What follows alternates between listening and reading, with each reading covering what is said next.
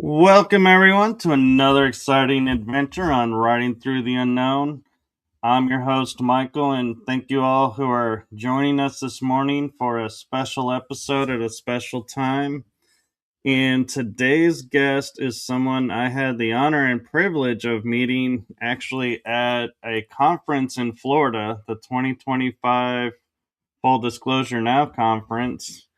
And I have to say, you guys are in for a true treat. She is a wonderful source of light and energy. So I cannot even begin to do her background justice. So I'm going to hand it off to her to introduce herself and share what she does. So I give you the one, the only TikTok extraordinaire, Marvel Bliss. Hello. Thanks for having me. Nice to see you again, Michael, as Yeah. always. So my name is Marvel Bliss. My real name's Stephanie, but most in the community know me as Marvel Bliss. So essentially what I do is I'm a soul midwife. So I'm a birth doula, death doula, striving to be a sex alchemist right now. And what I do is I am very good at kind of illuminating pathways for people for spiritual evolution and transformation. So what I do is basically I mix comparative mythology, theology, religion, astrology, astrophysics, you name it. I have very wide, in-depth knowledge base that I kind of pull from and universally kind of tie everything together so people can see a pathway of enlightenment, I guess you could say, or evolution. But it's I'm very much about alchemical soul transformation and just getting into the highest unlimited blueprint that we can get into in our embodiment here on Earth. And also I work that up to a celestial level as well into the stars. So it's pretty cool. I love it. That's amazing. And I will be totally honest. I heard of and I know about death doulas, but I have never heard someone use the term birth doula. Yeah, so it's essentially a midwife, but I'm not actually doing the doctor's job. I'm essentially just there as a supportive role for both mom and dad and making sure that their birthing plan goes as suit. Because sometimes, when you're in a hospital facility, things can gotta kind of go haywire. And so mom and dad don't stress out. I'm there as an advocate to make sure what they want actually is stuck with, because we all have heard horror stories about the birthing process. And I like to illuminate more so in getting parents back in the home for home birthing, as well as some helping with ancestral healing with the birthing process, especially for like Native Americans and African American descent, because there's a lot of ancestral woundings when it comes to these generations, and it's held on both cellular as well as now in the physical realm. In these hospitals, they get treated a certain way, and I'm here kind of to help guide and clear it and get people back in the homes for home birthing, so we don't have the medical industry complex doing damage to our children, because that process of birthing is very sacred. So I'm there as like a protector and a guide for the soul and for mom and dad. No, that's beautiful, and I agree.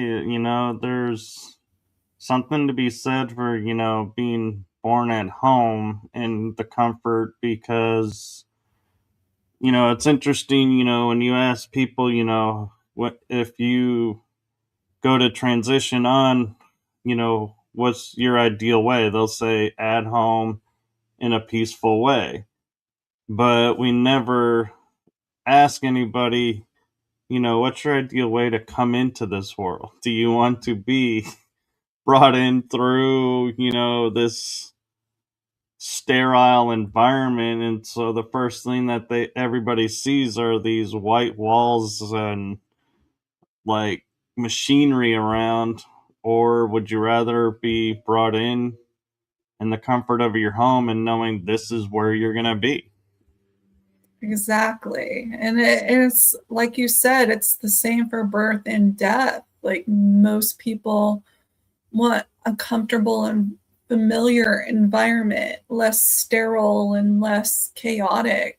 You know, being tied up to a whole bunch of electronic equipment and being awoken off and on, and you know, getting medicines that maybe they don't want to be subjected to because it's the industrial complexes protocols, and some of which are actually more harmful than they are good. So yeah, it's just all shedding light on that system and helping people navigate and set up not only birthing plans but death plans as well.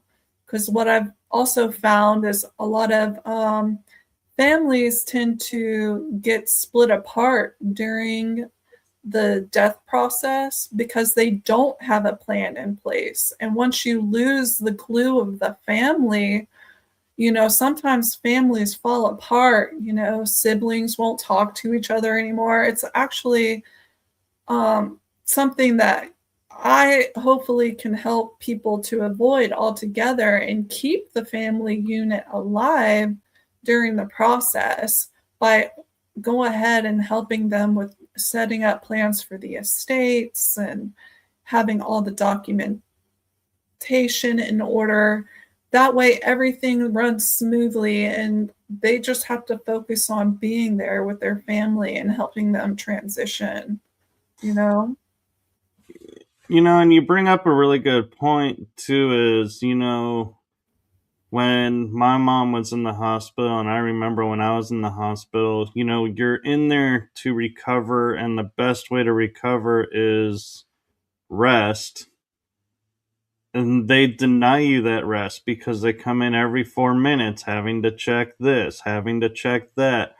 And the hospital says you have to, the doctor says you have to take this and take that. And it's like, even the nurses, if you ask them, off the record, will kind of be like, yeah, it's not the place to rest. And Mhm. that, I'm like, I can't help wondering, when did that change? When did it go from this is the place to heal and get better to we're going to do the exact opposite and just hope for the best?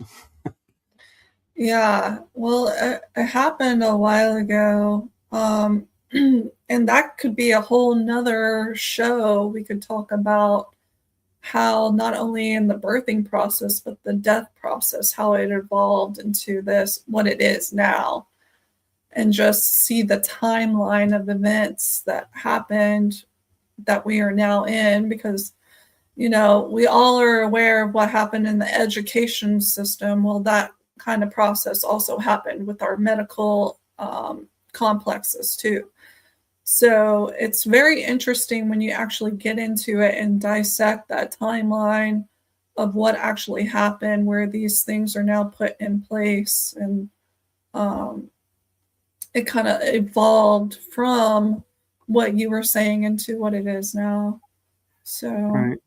And another thing I'm kind of curious about that you brought up is I'm familiar with alchemy and I'm familiar with metaphysical alchemy. So I have a feeling I know where you're going with this, but I'm not so sure. And so, future sex alchemy, what is and how is that, you know, the benefits of it? So, again, this is all about transformational energies. So that's my specialty. So, on a soul level, when you birth, you're coming in and then you die. But consummation is another transformational energy. You know, when two souls come together and they decide to make a child, that is also an alchemical process. So, what I and my mission is to help a couple, you know, connect with their spirit baby, actually have these consummation rituals, or just, you know, just their beautiful experience together where they're bringing in the highest vibrational being for not only the planet but their bloodline, to heal their bloodline too. So and just, you know, there's also other aspects of my mission too, like I want to help people who are rape survivors and you know, satanic ritual abuse survivors. From speaking from my own testimony, like it was very hard for me to actually stay in body during sex. And when you do that, when you disassociate, you become open to entities and stuff like that. So I really want to help people understand the spiritual aspect of it. But it's all about the transformational process and actually holding source energy between the two couples as they're making love, so they can actually bring in the highest frequency child when they are um, you know, trying to create a baby.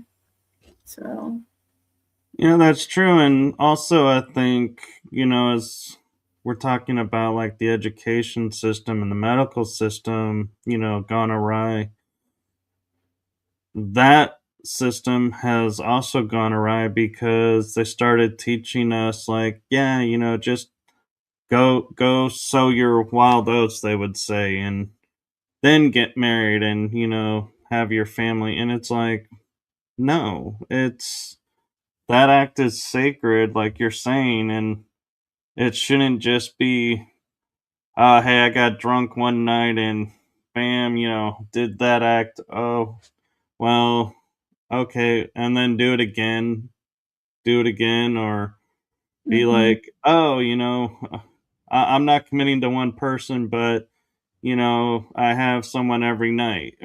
It's like Right, different. It's like, what are you doing? You know, it's like you're throwing your sacred essence away. And right.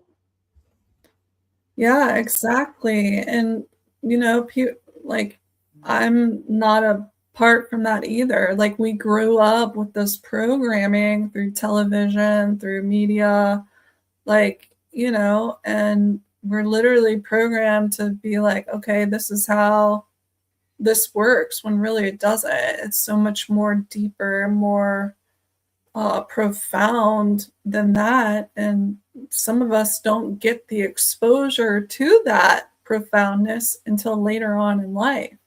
And then again, here comes Suck's alchemy to help kind of unravel those past experiences and get that out of the body, get it out of the cellular memory, and move it more into a divine state of being, you know, and understanding.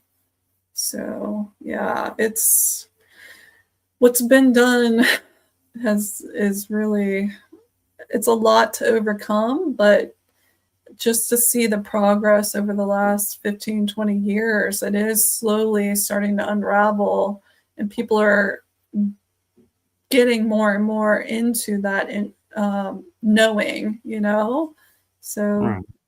And I think what's important too is with bringing the sacredness of it back and people, I believe in the choice. If you want to wait till you're married, the marriage part to me is a piece of paper, really. yeah, It's when you decide, yes, this is who I want to be with for the rest of my life, it'll naturally, progress to that stage. But I think it's interesting that, people are now waiting again. And it used to be a stigma before, like we were saying when we were growing up, that if you waited, it's like, oh my god, you're still this, and it's like you would feel like you're embarrassed for waiting and like something's wrong with you. And I feel like if you were to look at those people now that didn't wait and go, so what regrets do you have in life? And they're like, I have a strong feeling a lot of them would say, I regret I didn't wait for the right person. exactly. And so, there's something to be said for that too, is, life, takes its natural course, but when you take over and steer it, you might not be so thrilled with the results. Exactly. Exactly. And hindsight's 2020, like once you set a course and you're on it, it's that. But it's not concrete. Like we can always transform, we can always evolve and get out of those states that maybe we were programmed or misguided into. So yeah, it's all about learning and evolving past, Right. what. Well, and one thing I'll notice too is like you see in movies sometimes where a guy will pursue a girl because he's been told she's easy. And Mhm. when she's like, no, that's not me anymore, it's like it flusters the person, and they're like, well, and everybody, and it gets to be an awkward situation to where I think that's the other thing people have to realize is, if you're living this lifestyle, people will talk about it and you're going to have a reputation. And so I'm not trying to say, some things that happen to you are your own fault, but Mhm. it's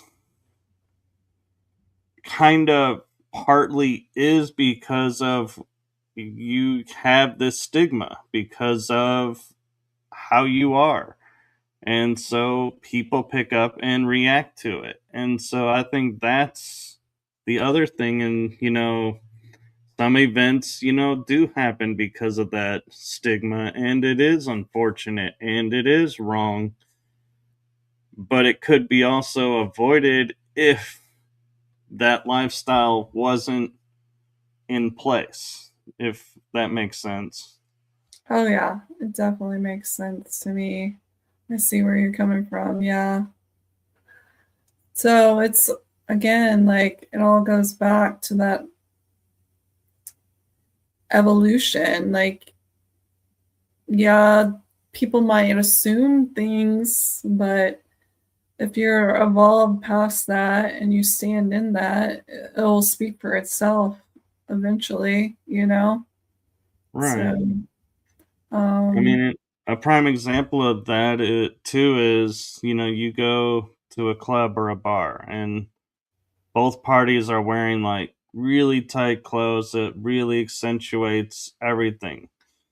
mhm, And you ask somebody and their opinion of that, and they'll say, oh, they're, putting out that they're this and they're showing this off. So, they're wanting this.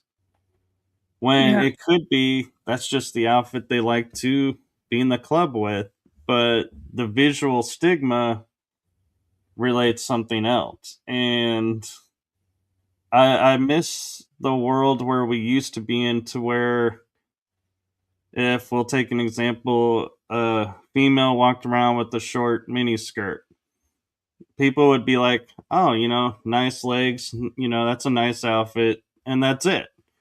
Now, because the outfits, have changed, now it's, oh, is she, one of those that works at night, or, different stigmas to it. And I think that's unfortunate, but again, it's you're portraying yourself in a certain image, and so you kind of have to take what that image could be seen as your choice. You chose that outfit.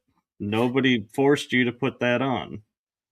Yeah, exactly. Well, outfits are a tricky thing. I'm like one of those people, like, I'm gonna be that 80-year-old grandma that's like wearing whatever the hell I want, you know? Like I'll be in the crop top and the booty shorts, you know, and with Uh-uh. the sequins, you know, but it just goes back to other people's projecting onto you, right? Like they want to assume by the appearance that you're one way when really like you could be walking divinity that's looking like trash, you know? It's like those hidden angels that are in homeless people. People judge homeless people all the time, and they're like, some of the homeless people I've met have been the most beautiful angels in disguise. So it all comes Mm. back to like unwiring these thought process that humanity has kind of been programmed into, you know, like when we look at something, is it really what we're looking at? Like that's the material plane, but are you looking past that material aspect of what you're looking at into like the heart of the person and the soul of the person, or are you just strictly like focused on like this sensation plane? You know what I mean? Like, I and do just actually. bringing awareness back into that, I think, is important, very important for us, Mm. because we only look at it from like a sensation kind of view and not like a heart kind of resonance with people. Right. And one thing I think that even I find it in the spiritual community that annoys me a little bit is you're told you're either sacred masculine or you're sacred feminine. Mm, And in doing that, you're taking people back to their primordial state of, okay, if I'm the sacred masculine, this is my role. If I'm sacred feminine, this is my role. Where in reality, the roles are intermingled and intermixed, but you only achieve that when you're in balance of both. And when you're in balance of both, like that's where I try to be, as much as I can be. You start to like witness, people and going, I can see the way you're looking at that person. You are too heavily on one side of your scale, and there's nothing wrong with what that person's doing. And you don't see the stigmas and anything. It's like you're saying, you've kind of risen above and see them for who they are, but it also though has the detriment of when you react that way, then people start judging that you're this or you're that. And it's like, no, that's not me. I'm not that. But just because I'm in touch with, the feminine side a bit doesn't make me this or that. It's just, I choose to walk as much as I can in balance of both and try to understand both. And to be honest, I find it's, if you put me in a room full of women and a room full of guys, I venture to say I will come out understanding the women more than the guys. And it's only because, and I say this with all of my heart and honesty from experience, women will get into story and beat the story to death, where guys, we will say, yeah, this happened and move on. And it's like there is something to be said for both, but guys miss the context, where I think women get lost in the context, is my experiences a lot of times. And that's where I think the rub in communication comes, is guys are like, okay, we get it, we're ready to move on, and women are like, no, we haven't covered it all. It's like, yeah, we did. Yeah, I totally get where you're coming from. I think that's why, like, I always identified myself as like androgynous source seed. Like, yes, I am female, but just like you, I kind of code switch on, like, do I need my masculine right now to protect myself? Do I need to be more of my feminine? And like just trying to balance that, because I think we get so caught up in identity that like, and it being concrete, and it's not. Identity isn't concrete. Like, everything in the universe is constantly shifting, changing, evolving, like even the planets and like what it does to us astrology wise, it's influenced our personality. Like, we're not concrete. We are always transforming and evolving. That's what energy does. It doesn't disappear, it transforms, right? Right. So it's, and like you said, women, they have this beautiful way of just being maybe even over analytical about things, and they like to dissect and like get the whole story and the rundown and like the other person's side and their side, whereas men are probably like, this is what happened, it is what it is, let's move on. They're more like matter of fact. Like, Yeah.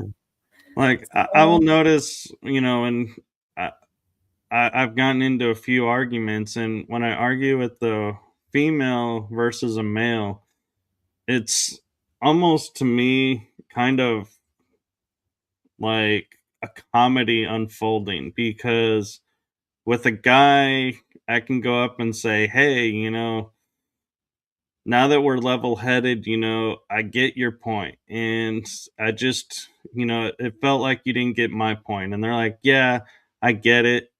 And we're like, okay, we learned. We're done.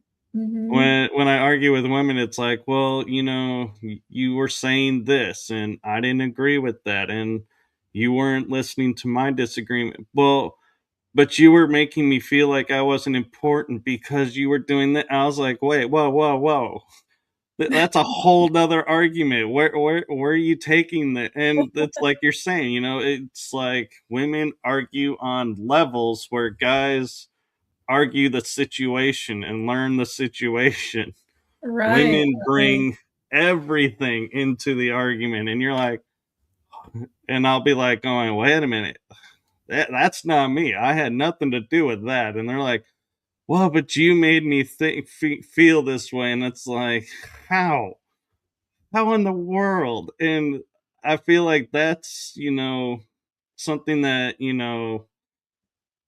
I almost feel like if we had a guidebook, that would have to be like a chapter in itself, is be right, prepared, because that's where I feel like a lot of couples end up in therapy, is because one is bringing everything to the forefront to process and get, work through, where the other is situational.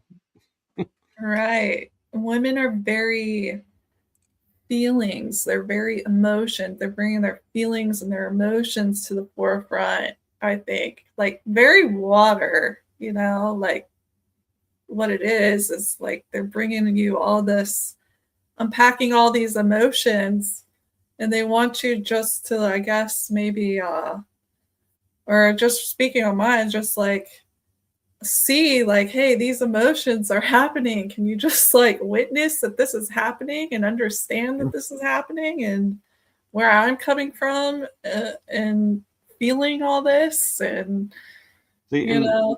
to me, the confusion that confuses guys and where guys get lost is women will be the first to tell you, don't judge me based on things in your past. And then they Mm. turn around and judge you for things from their past. And it's like, hey, wait a second. This needs to be a two-way street, not a one-way road.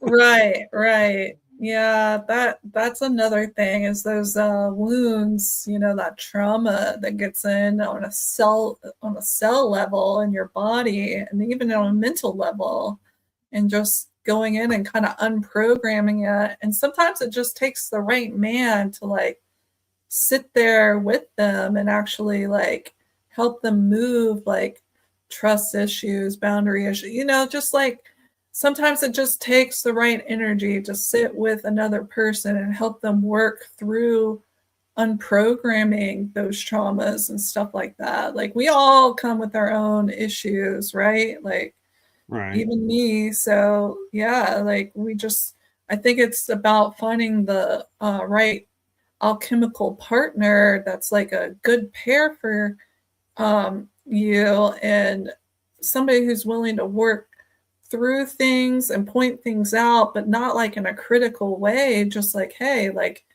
we can help each other evolve into like a better state of being and understanding and like progress, and just Yeah. learning how to communicate and speak on it without it getting too much into the emotions or too much into the, let's move on kind of, let's just drop it. Like really having that fine balance is important. Right. And I think one of the tricks too is I've noticed and I sometimes get tripped up by is guys have always had the role of protectors and women have had the roles of protectors. So they butt heads because you actually have two alphas, vying to see, who is the alpha. But it's different because guys will always stand up and protect themselves. Mhm. And if somebody protects us, we're like, oh, thanks. I, didn't really need it, but okay, cool. I appreciate it. I appreciate you standing by me. That's how we see it. Women, I've noticed where I'm like, oh, you didn't go to, defend your friend. And I'm like, my friend didn't need defending. She was strong and capable to stand on her own. And some of the time you'll get yelled at, why didn't you step in to help me? And other times it's, well, you did step in, but you didn't need to step in. I could have handled it myself. And it's like we're like, wait a minute. You're at two, again, you're giving off two different messages at the same time, and it's hard to navigate that. And so we always say communication's key and trust is key. And it's like, it's funny how that's why I think guys came up with the phrase, we're damned if we do and damned if we don't, because you could walk into a room and there is no right choice. You are stuck and you're like, okay, what's the one instance I can get through? And the argument will be the shortest. Yes. I think it's a case by case situation for everyone when it's something like that Yeah. happens, personality wise, like what phase the moon's in, even. Like it just goes to show you, like, you just got to get to know a person and know their personality and just kind of like, you know, if you overstep some boundaries, just be like, hey, I'm sorry. I was just trying to do the right thing. I meant no harm, and it is what it is. And can we let bygones be bygones and just learn from this and grow from it? And I'll do better next time. But just remember this for next time when I Yeah. when I do or don't do something, you Right. know? Sorry, I'm crying laughing right now. It's kind of It's okay. I got a watery eye too, so I'm right there with you. Now, in reading your bio and the topics that we picked for today, you do have one.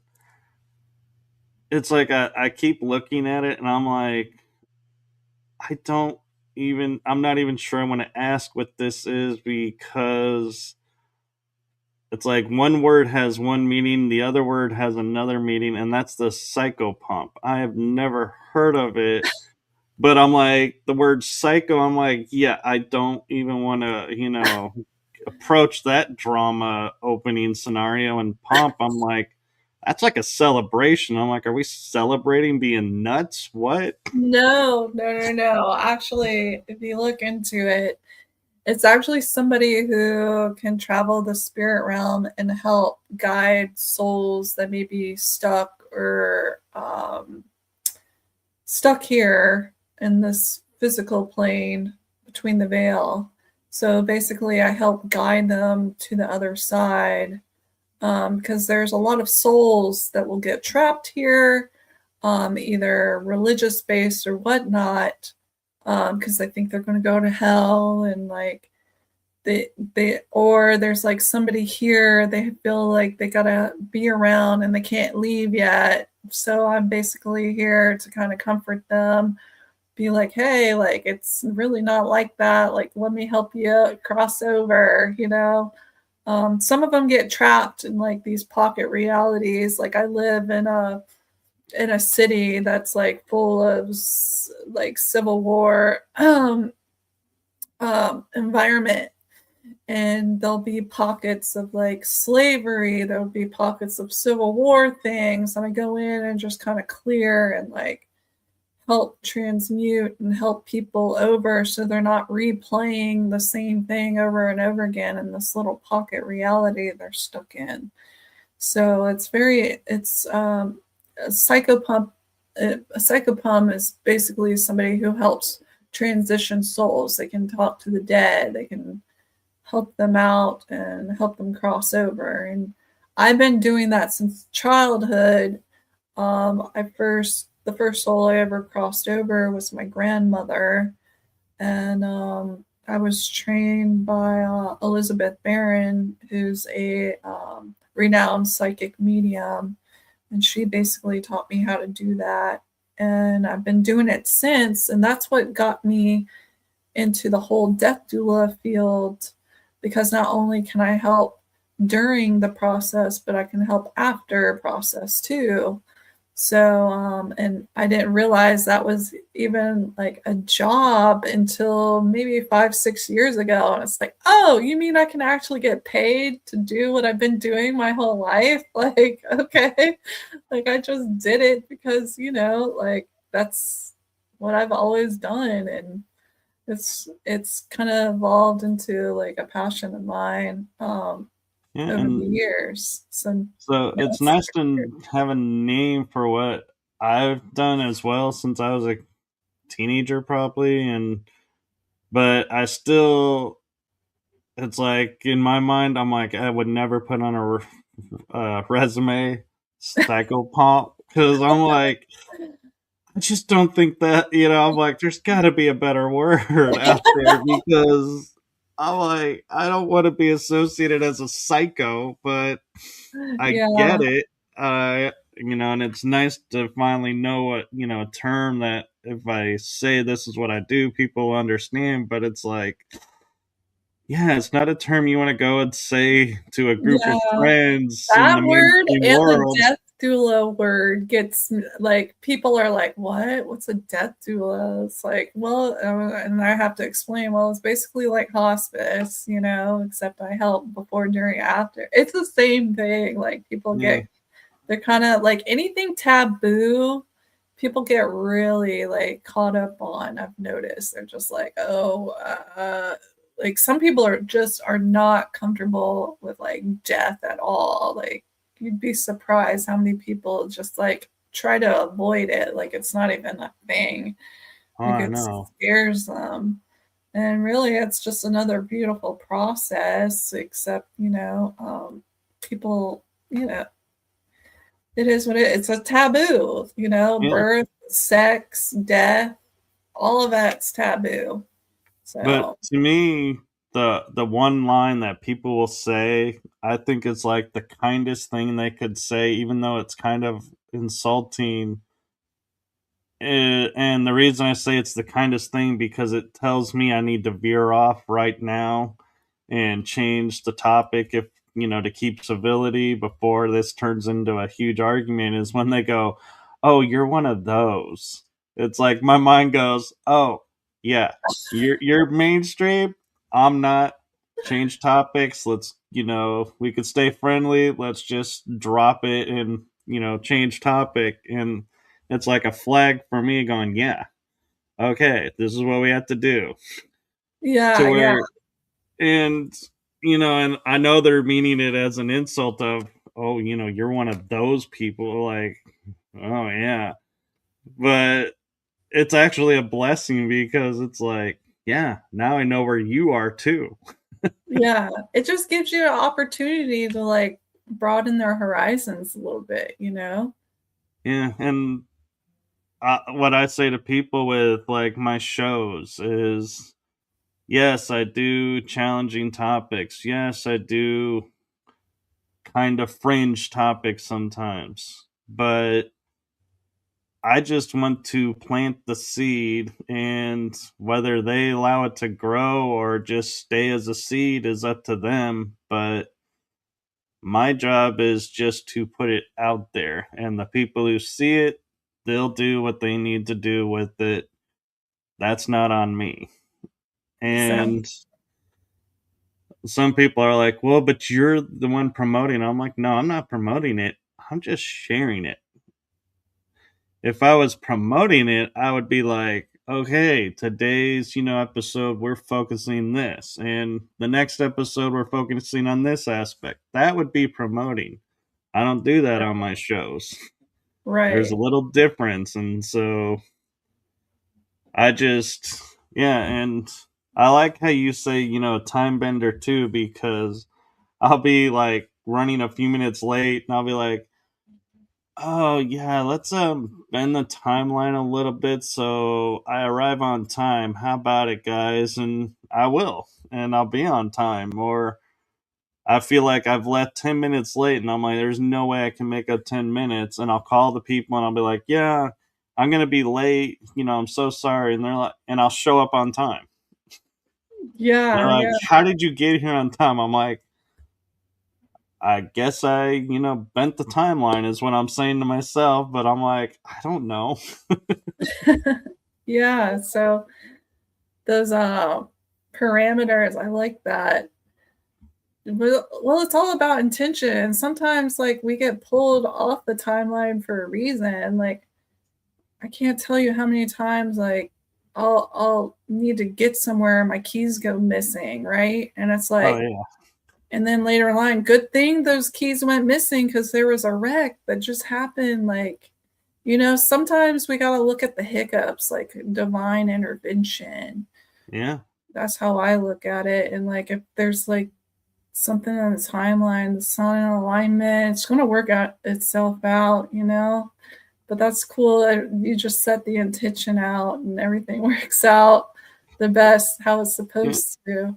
Well, another funny instance of it is like you're saying, losing the keys, because there was an accident is like I have 4 or 5 different ways that I go home, and it all, depends on, what I'm feeling in that moment. And one person, came up to me and he's like, I don't think I could ever find your house from memory because you keep going different ways. I'm like, yeah, force a habit. And another person said to me one day, they go, "Are you worried about being followed?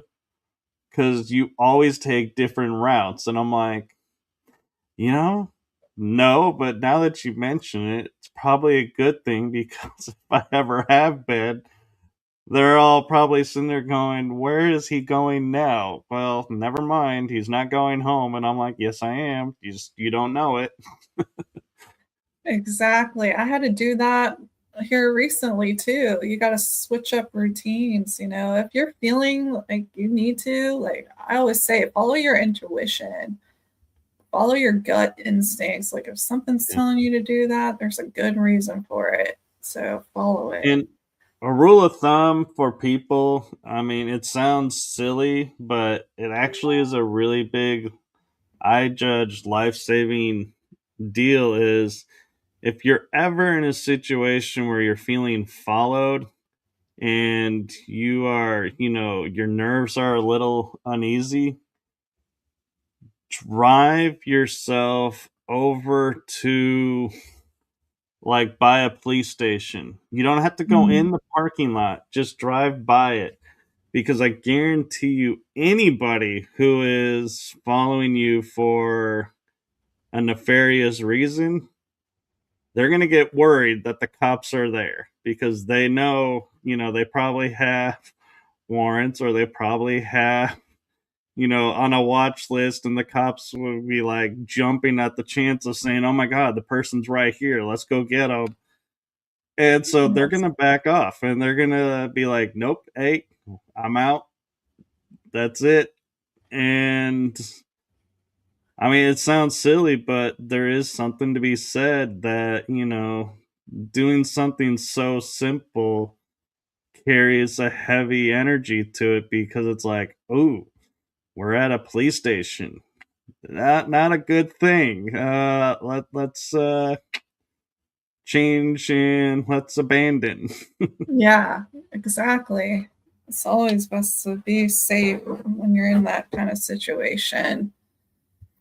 Yeah. Yeah, and my mom, when she had a GPS unit, it was so funny because we were driving back and we were using her unit and we said go home, Hmm. and we were like tired. It was at night, and we drive past the police station. It goes, "You are home," and I'm like, "No, we're not."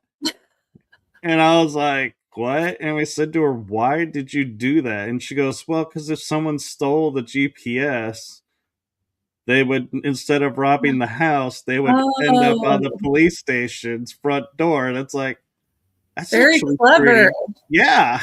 Very clever.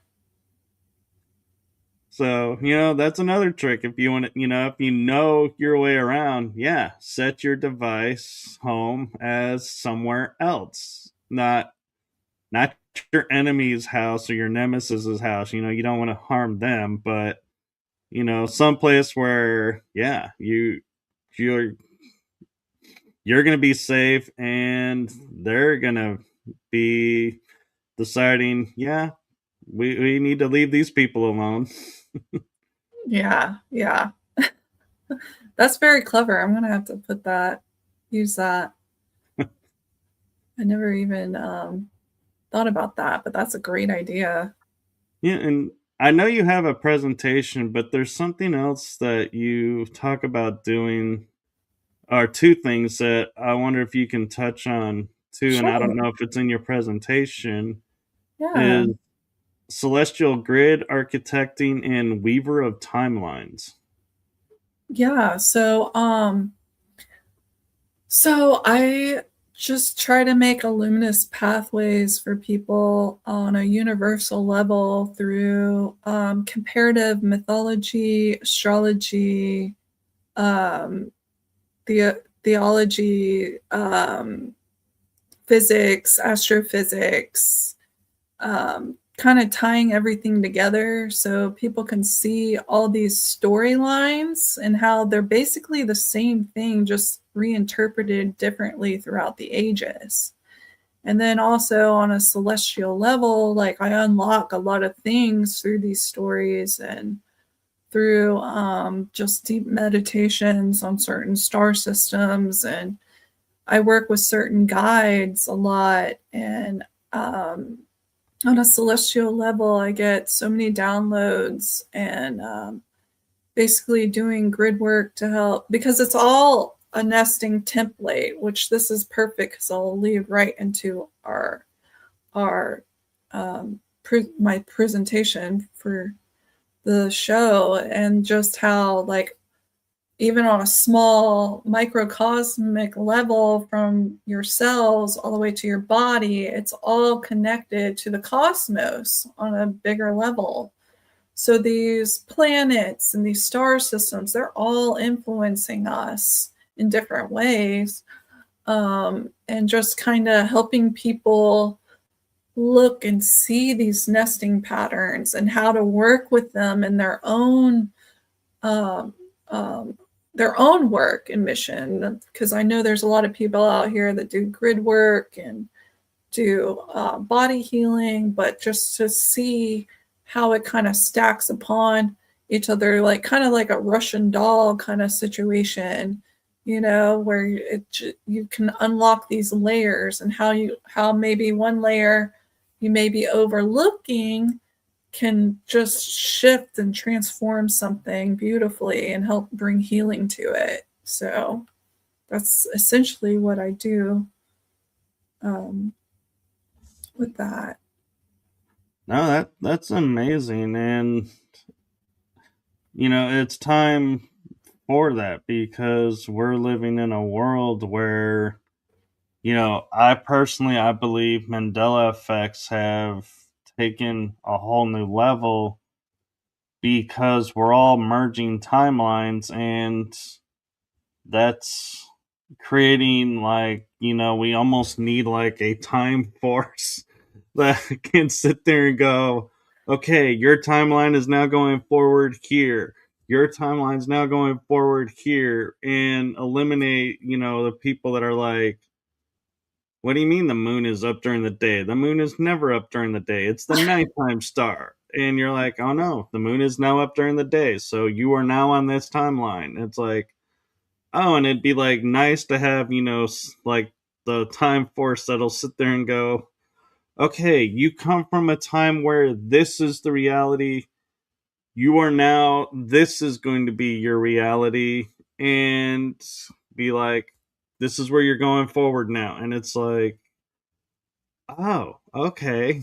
Yeah, Instead yeah. of being like, what is going on? It's, it's almost like the movie, or not movie, TV show Sliders, where they're Hmm. always jumping to the same Earth, but they never know if it's the right Earth until a little nuance comes up and they're like, Exactly. oh, we're driving now where you go on red and stop on green. What? That's not thing. I'm on the wrong Earth. Yeah. It's that multiverse you get lost in, because it's all Exactly. happening at once. But it's like, some mornings I wake up, I'm like, where are we right now? What? Oh, we're here. Okay, I know we're, Yeah. it's kind of disorienting at times until you get that divine synchronicity, or like, those serendipities, or, just those little things. It's like, oh, okay, I got it. We're here. And I have to say, my heart goes out to the couples that are in relationships where one party is viewed as evolving themselves and the other party is following the mainstream narrative and staying where they are, because the one that's evolving, I have a feeling a lot of fights come up because their timeline has altered so many times where the other person's hasn't, and they have to figure out where, how is this now going forward. Yeah. Yeah, it can be difficult, especially if they're not even in that awareness yet, uh, and they're just being opened up to it. So Yeah, sometimes we help them catalyze those processes, which is nice. Or, as long as they know how to navigate it.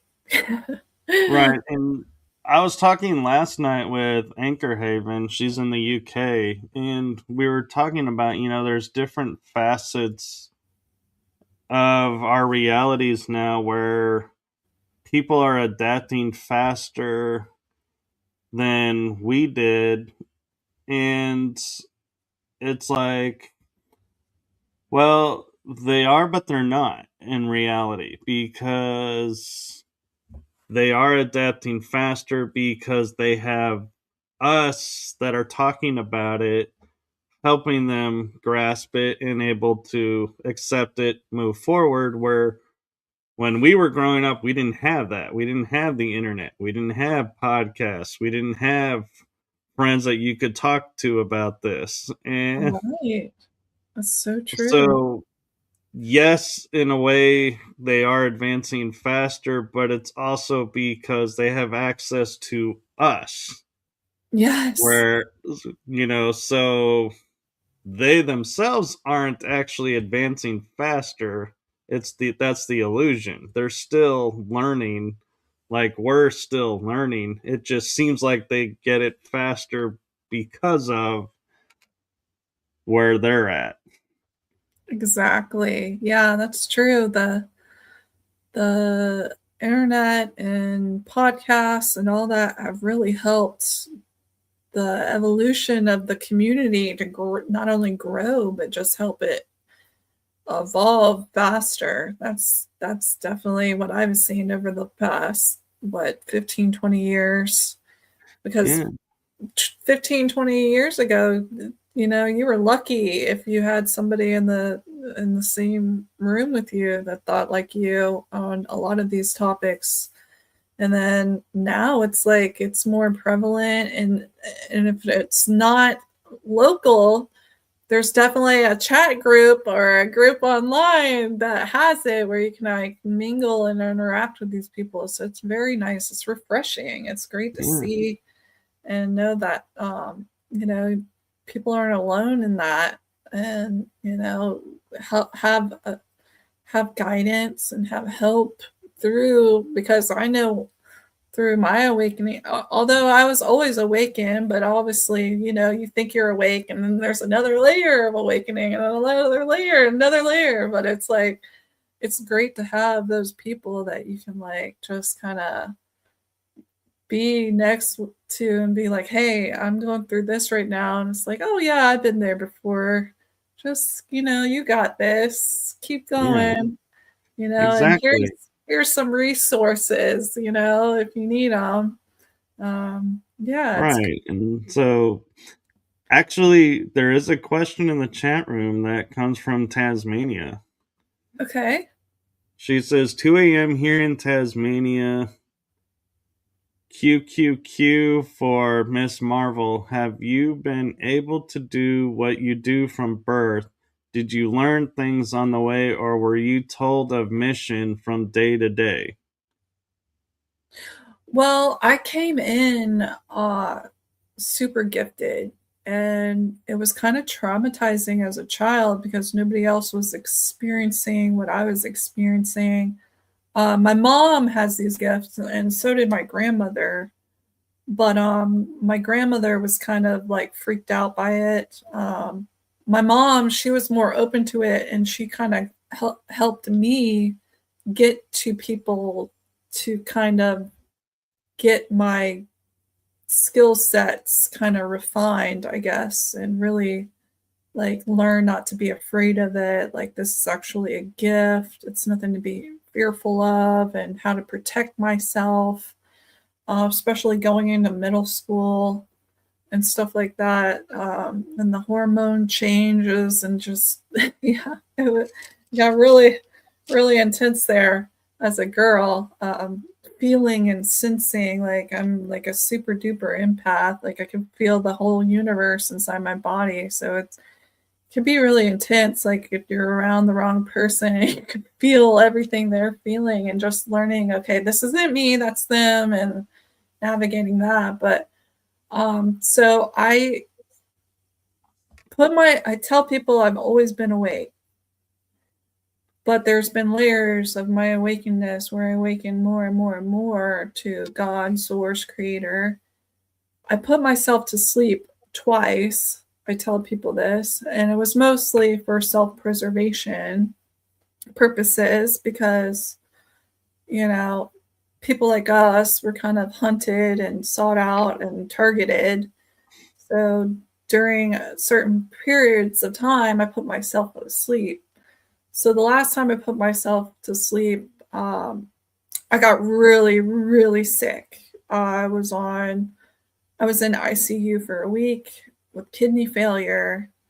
I was going to die.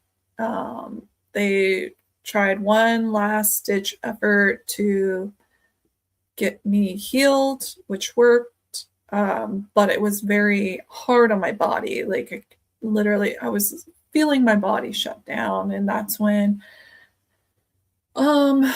these beings approached me, which I could always see through the veil, but these beings approached me and they basically told me, like, hey, you can either stay here, finish your mission, or you can come with us and we're just going to send you right back. And it's like, oh, well, shit, I guess so. Oh, sorry. Oh, you're fine. I guess I'm staying, you know, like, I guess I'm going to be staying here and finishing the mission. And like, so that was my last like near death experience, although I've died several times since then, like in a shamanistic like understanding. But I've always like seen things through the veils. Like I have encounters with orbs and angels, what I call galactic glitter, like shadows, cryptics, you name it. Even some stuff I don't even know. I'm like, what in the world is that? And I have to like research it, and it's like I'll either find it, and it's like, oh, that's what that was. Okay. Or I just never figure it out, and it's just like it's still today a mystery, you know? Because when you see things, you just kind of keep it to yourself. You know, and it's funny how, like, talking with people, awarenesses can change because I have talked to a lot of, like, for example, mediums, and they're like, yeah, you know, it's in the family lineage. Someone in the family did it, and then somebody in their family did it. So everybody thinks it's past genetic. And in what you were talking about with your situation, it made me realize I don't necessarily actually think it's genetic. I think it's the parent who had the gift nurtured it in you, so it kept it alive and going. Whereas the kids who show mediumship, for example, to parents that are not in that world will shut it down.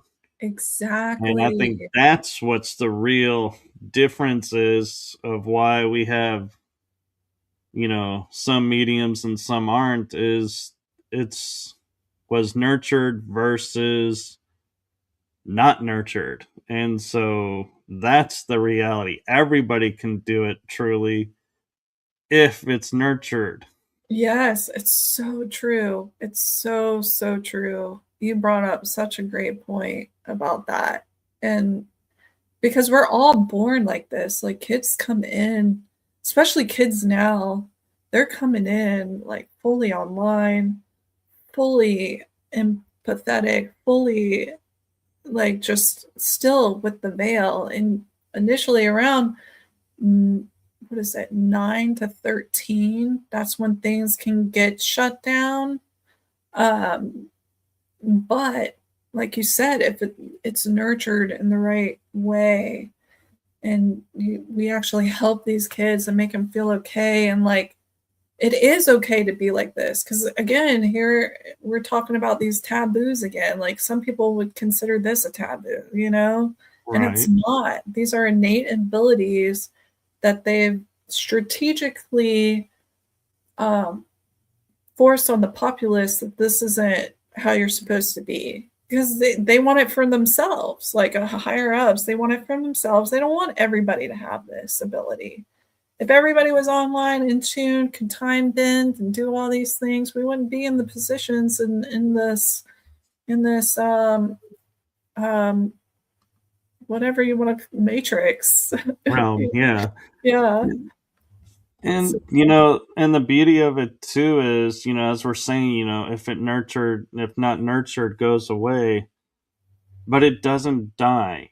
That's the important thing, because let's say, as a kid, I never did mediumship, but when in my 20s, all of a sudden I could channel. Wow. It's not that it wasn't nurtured, or not nurtured growing up. It can always be turned on, so to speak. That our gifts and our abilities are never gone. They Mhm. just are quiet until we put energy and power behind it. And then they come online, and it's like, hey, you had this great reveal. And that's where, I think a lot of people feel like, oh, because I didn't do this, as a kid, and my parents told me it was wrong, I can't do it now. And they follow that script where if they let go of the script of I can't do it anymore to, well, now that I'm free, and I'm not under my parents' thumb because I'm living my own life, let me see if I can do it. Let me, find someone to help, that can help me nurture and bring energy to this and see, what it was, if it is something I really want to do. And that's an important fact that I think a lot of people in this world don't realize, is they think once I turn my back on it, it's gone. No, it's Mhm. not gone. It's just waiting. Exactly. And some people, it takes that near death experience to turn it on, or it takes an event or some kind of trauma and they remember. I can't even tell you how many people I've met where they suffer from anxiety, but they're like super empaths and they're picking up on people around them. It's not even them. And they start taking medicines and stuff. And it's like, Right. actually, you're They haven't, empathic, you yeah, know? they haven't learned the discernment yet of the, and when I say discernment is, I learned there's one sentence you can say that like can clear your energy in a heartbeat, and that is to say, if this is mine, I accept it. If it's not mine, I don't. In which case, Powerful. what you're feeling, if it's not yours, it dissipates off and disappears. And so it's like you're not taking on other people's stuff, in other words. Right. That's a great tip. And so, with that being said, I don't know how much time you have, but should we get to the presentation? Yeah, we can do it if you're up to it. I'm up to it. Oh, I don't I, know how much time you have. I have unlimited time. Well, I say that I have an appointment at 3 o'clock, but it's only 11 here. So, in other words, that's why I say unlimited. Is you don't have to worry about, oh, Okay. he's got 10 minutes. It's like, yeah, no, I got an hour, but I'm sure you have commitments too, and so that's why I say, yeah. Well, I'm actually free today. I made sure that today was free so we could do this. So, um, All right, well then I will pull it up and let's illuminating pathways. That's what it says. yeah. Let me get back out here. Okay, so this is um kind of what we spoke on earlier, nesting patterns from the micro to the macro, as above, so below, as within, so without, as the universe, so the soul. So I just want to remind everybody that like things operate in this manner. It's all nesting patterns. So if you're trying to heal something, you might need to take it down to the macro, or you might need to take it up to the down to the micro, and then back up to the macro. So I'm just here to illuminate some pathways and also use comparative mythology to kind of unlock some ancient remembrances, at least from my perspective. And you don't have to agree with me. Obviously, use your discernment. I'm just here to kind of help maybe activate something within you that maybe you could utilize, or maybe it will send you down another luminous pathway of your own. So again, you don't have to take what I say as the way it is. Just just give me the just let me show you. Right. Essentially. Well, and I like how you're saying, micro to macro, because I think that's, you're looking at it in the world in a way that most people don't. Like, most people don't sit there and go, we'll use terms like, oh, you're micromanaging, or, oh my gosh, you're looking, this thing in the macro. And it's like, we sit there and we're like, we don't even know what we're saying, because we're just so used to the language that we don't think about what we're saying. Exactly. A lot, we lose the smaller things, and sometimes we lose the bigger things too. Like, I'm talking like on a subatomic and nanoatomic level, and it's not big enough for us to really have it in our visual, or even like on a bigger level, like a super massive black hole out in the middle of the galaxy. Like, it's all about bringing the big and small into the awareness. Right. So, And another way to look at it is, like we were saying earlier, with how men and women see, situations, is men are more of the macro. We look at the big picture.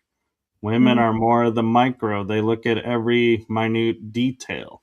That is so true. That is that is great. I like that. So this is kind of what led me down this certain pathway. Basically working on the Tiamat consciousness through the healing. So I often like go into shadow realms, and I reverse engineer, or I try to find pieces of light and bring it back to the surface and kind of weave these luminous pathways for people. So this is where we're going to start our luminous pathways. If you're familiar with the Oceana Dean Guardian material, this is kind of going to play into that a bit, as well as comparative mythology. And so we're starting out with Our Lady of Sorrows and Jesus. Okay, and Our Lady of Sorrows is Mary, who basically carries the seven swords of what happened to Christ. And the way I look at her, and some others look at her, is as a Black Madonna, where she holds the Christ light. So from my perspective and my interpretation on a universal level, she is actually the Manu field holding the Krystic light, or the divine blueprint here. So let me see if I can open this up. So if this template, the 12 tree, 15 tree template, is the divine Christ light, she is that Manu void field that is holding the Christ light. And this will play into some comparative mythos, because essentially you'll see the same story told over and over again, but in different ways based on which region and era it was in. But here you have the 12 tree tree of life here as an example, and this kind of shows you the light right here. As you can see, this kind of looks like the Templar cross, right? Well, Right. the Templar cross is actually the smallest unit of light. It's a photon. Hold on, let me see if I can get this out. So this here is a photon, and you can see it literally forms into the Templar cross. So this is the Chris light. We all have this on a cellular level in our heart. This is the spark that happens during consummation. It is the source. It is God's creation in this material plane. So here we're getting into more of the comparative mythos of this, where we were talking before about the masculine and feminine, right, Michael? Right.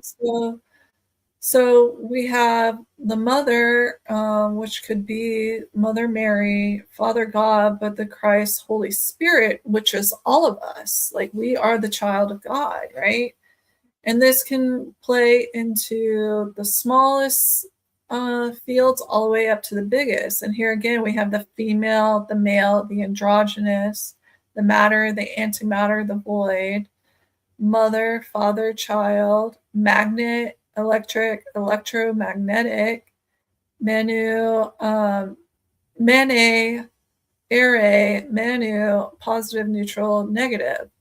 So this again, there's like this structure, and this goes over to the Hindu understandings of the guna avatars, which usually are three qualities, or one's the birther, one's the sustainer, one's the destroyer. And there's also a feminine one too. So there's many of these, but this is all going back to this divine trinity, right? You need all three, but you want to try to stay in the sustainer field. Now, they all play a role in this creation that we're in. It's just knowing when to apply that masculine, when to apply that feminine, and along this nature. And what's interesting is what a visual that just popped in my head, I feel like came from above, so to speak, is, we're talking about the three, the power of the three. And another example of that is we have light, dark, and in the middle would be shadow. Yep, exactly. Exactly. And they all have their role and their place. What I've learned just from my own alchemical process, because I married my shadow like a long time ago.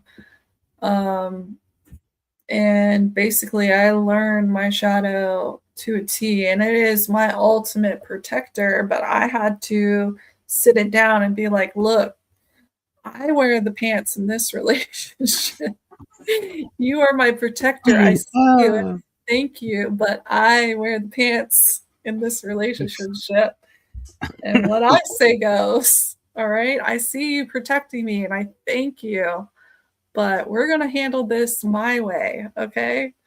And that's basically how I've handled my shadow. Although, like, I do have to have those come to Jesus meetings, but I see inevitably like our shadow is our protectors. And this is going to play into this the Lady of Sorrows kind of theme, where it's more a primordial void, where she is trying to protect the Christ light, so she sends out these kind of hybridized creatures to protect that Christ light, which it could be looked at as shadow, but really I think it's just trying to protect Christ within people. So you view ego as shadow. I do. Okay.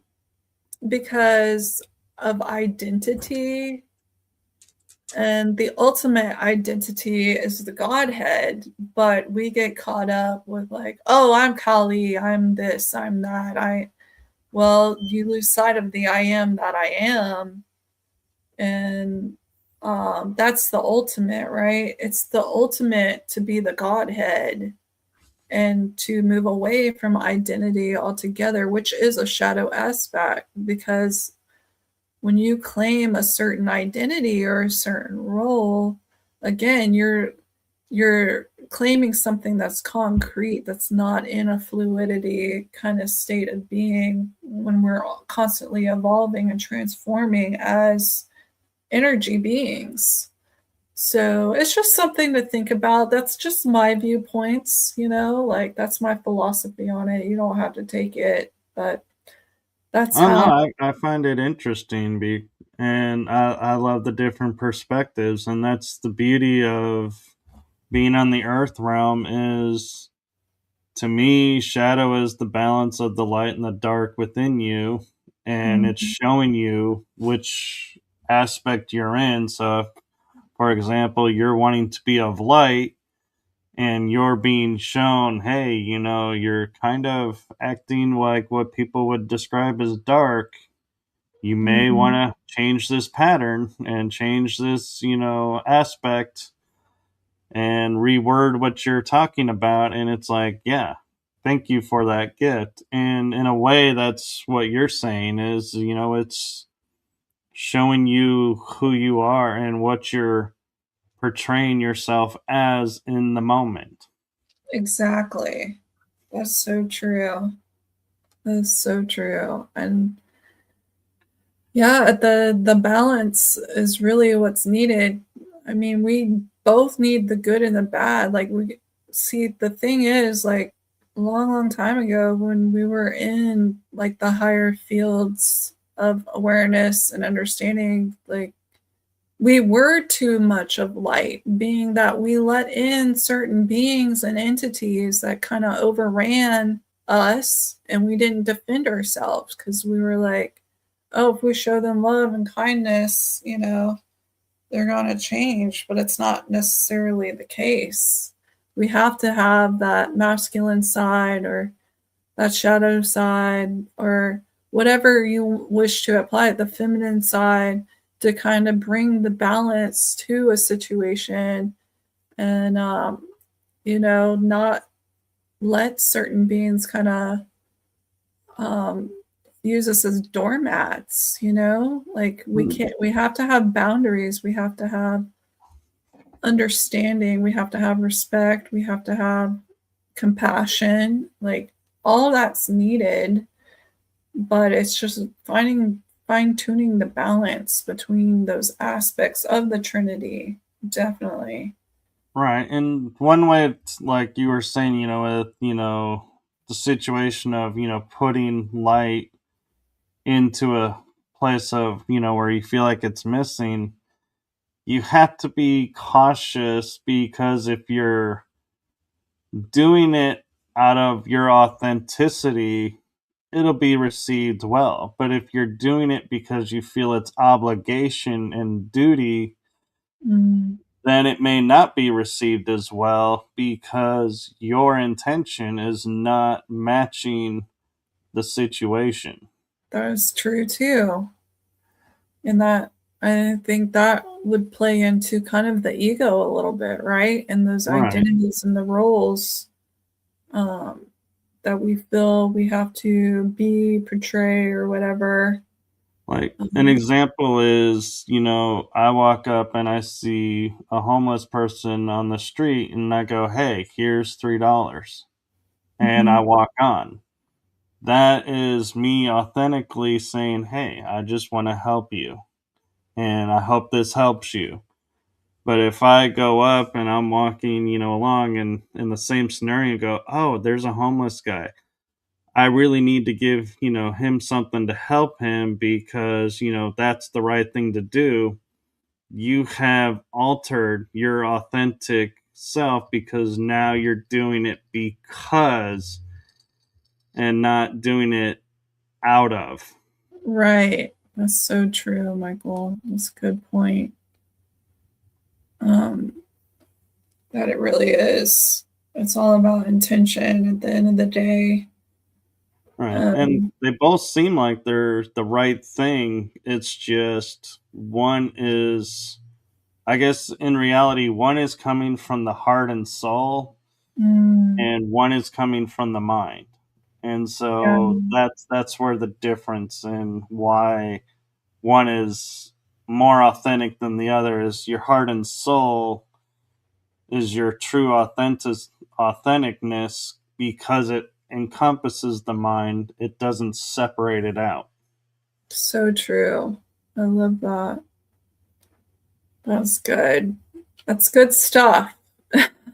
Yeah.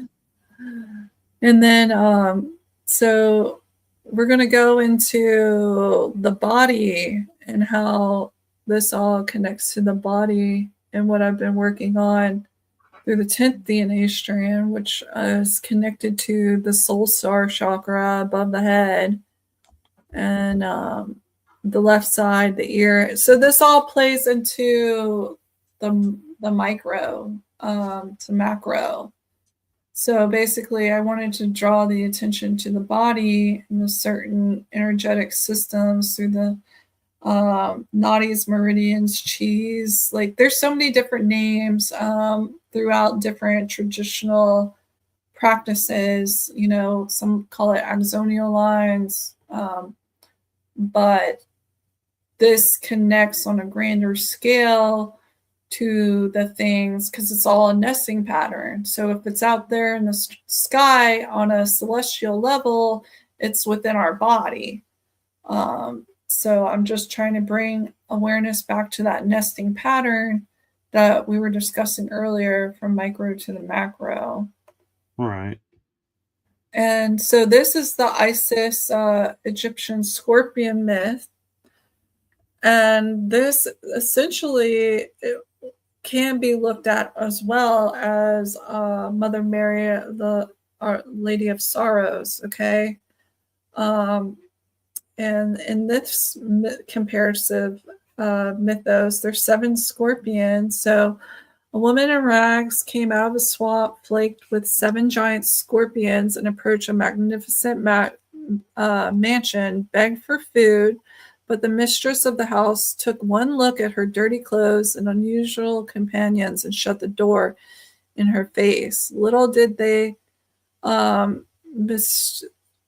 mistress know that the woman was no ordinary beggar, but most powerful goddess in Egypt. A woman in rags emerged from the swamp, flanked by 7 giant scorpions carrying a baby. She headed to the nearest village to beg for food. She approached the magnificent mansion, but the mistress of the house took. Oh, I may have repeated that. Sorry. Let's see. No, it's a little bit different. Yeah. Okay. The mistress of the house took one look at the dirty clothes and unusual companions and shut the door in her face. So he continued down the road until he came to the cottage. The woman there took pity on the stranger and offered her all she could, a simple meal and a straw bed. Her guest was no ordinary beggar. She was Isis, the most powerful goddess in Egypt. Isis was hiding from her brother Set, who murdered her husband and wanted to murder her son, Horus. Set was also a powerful god, and he was looking to help them. So, to keep her covered, Isis had to be very discreet. She couldn't risk using her powers, but it wasn't without help. Serket, the goddess of poisonous creatures, had sent 7 of her fiercest servants to guard Isis and her son. As Isis and Horus settled into their humble abode, the scorpions were enraged at how the rich woman had insulted their divine beloved. They all combined their poison and gave it to one of the 7, Tefin, or Tifin. In the middle of the night, he crawled into the mansion and he crawled under the door. He saw the owner's young son sleeping soundly and gave him a strong sting. Isis and her hostess were soon awakened by a loud crying, and they looked out of the cottage door and saw the mother running down the street crying, and she hugged her son. When Isis recognized the woman who had driven her away, she realized that what the scorpions had done. So she invoked like the spell, which basically neutralized the poison, right? And brought the kid back to life, is essentially how it goes. But this is basically an interpretation of Mother Mary and her protecting Christ and using venom of these 7 scorpions, which could also be what I feel linked to the 7 swords that pierce the Lady of Sorrow's heart. Okay. Right. In a kind of comparison way, kind of off branching of what happened. So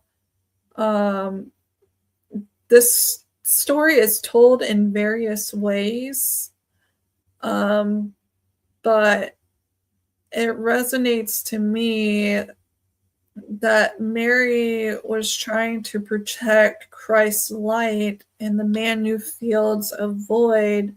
And the Manu fields are a neutralization. Like void is primordial, like neutral zone. It is outside of time. It is outside of sound and light. So it carries the Christ light, like it's surrounding the Christ light. So this is a field where all the kind of disruptive beings are sent to be neutralized, if that makes sense. It does. And Rachel has an interesting point, and I think I'm only bringing it up right now because I think it ties into what you're talking about. Mm-hmm. And she says, if intent is good, the delivery may seem poor. Is it, in parentheses, possible, with a question mark, that the person receiving is receiving in a poor way? Yeah, and that goes in perspective. Like what we identify as bad and good may be completely different in a different culture or a different time era, you know? Right. So, and this goes back to my philosophical background. Like we would discuss like what is good, what is bad, and again, it all is based on perspective, culture, the time era, because there's stuff that we got away with a long time ago that which would happen now we would be completely against. So Yeah. bad and good, it's all God. Like this is all God having a divine play, Right. And I think a good example of that may help, clarify, how we're interpreting it is, like, let's say at the conference, I walked up to you and said, "Hey, here's $20," and walked away. My intention is, hey, I just wanted to do something nice for you.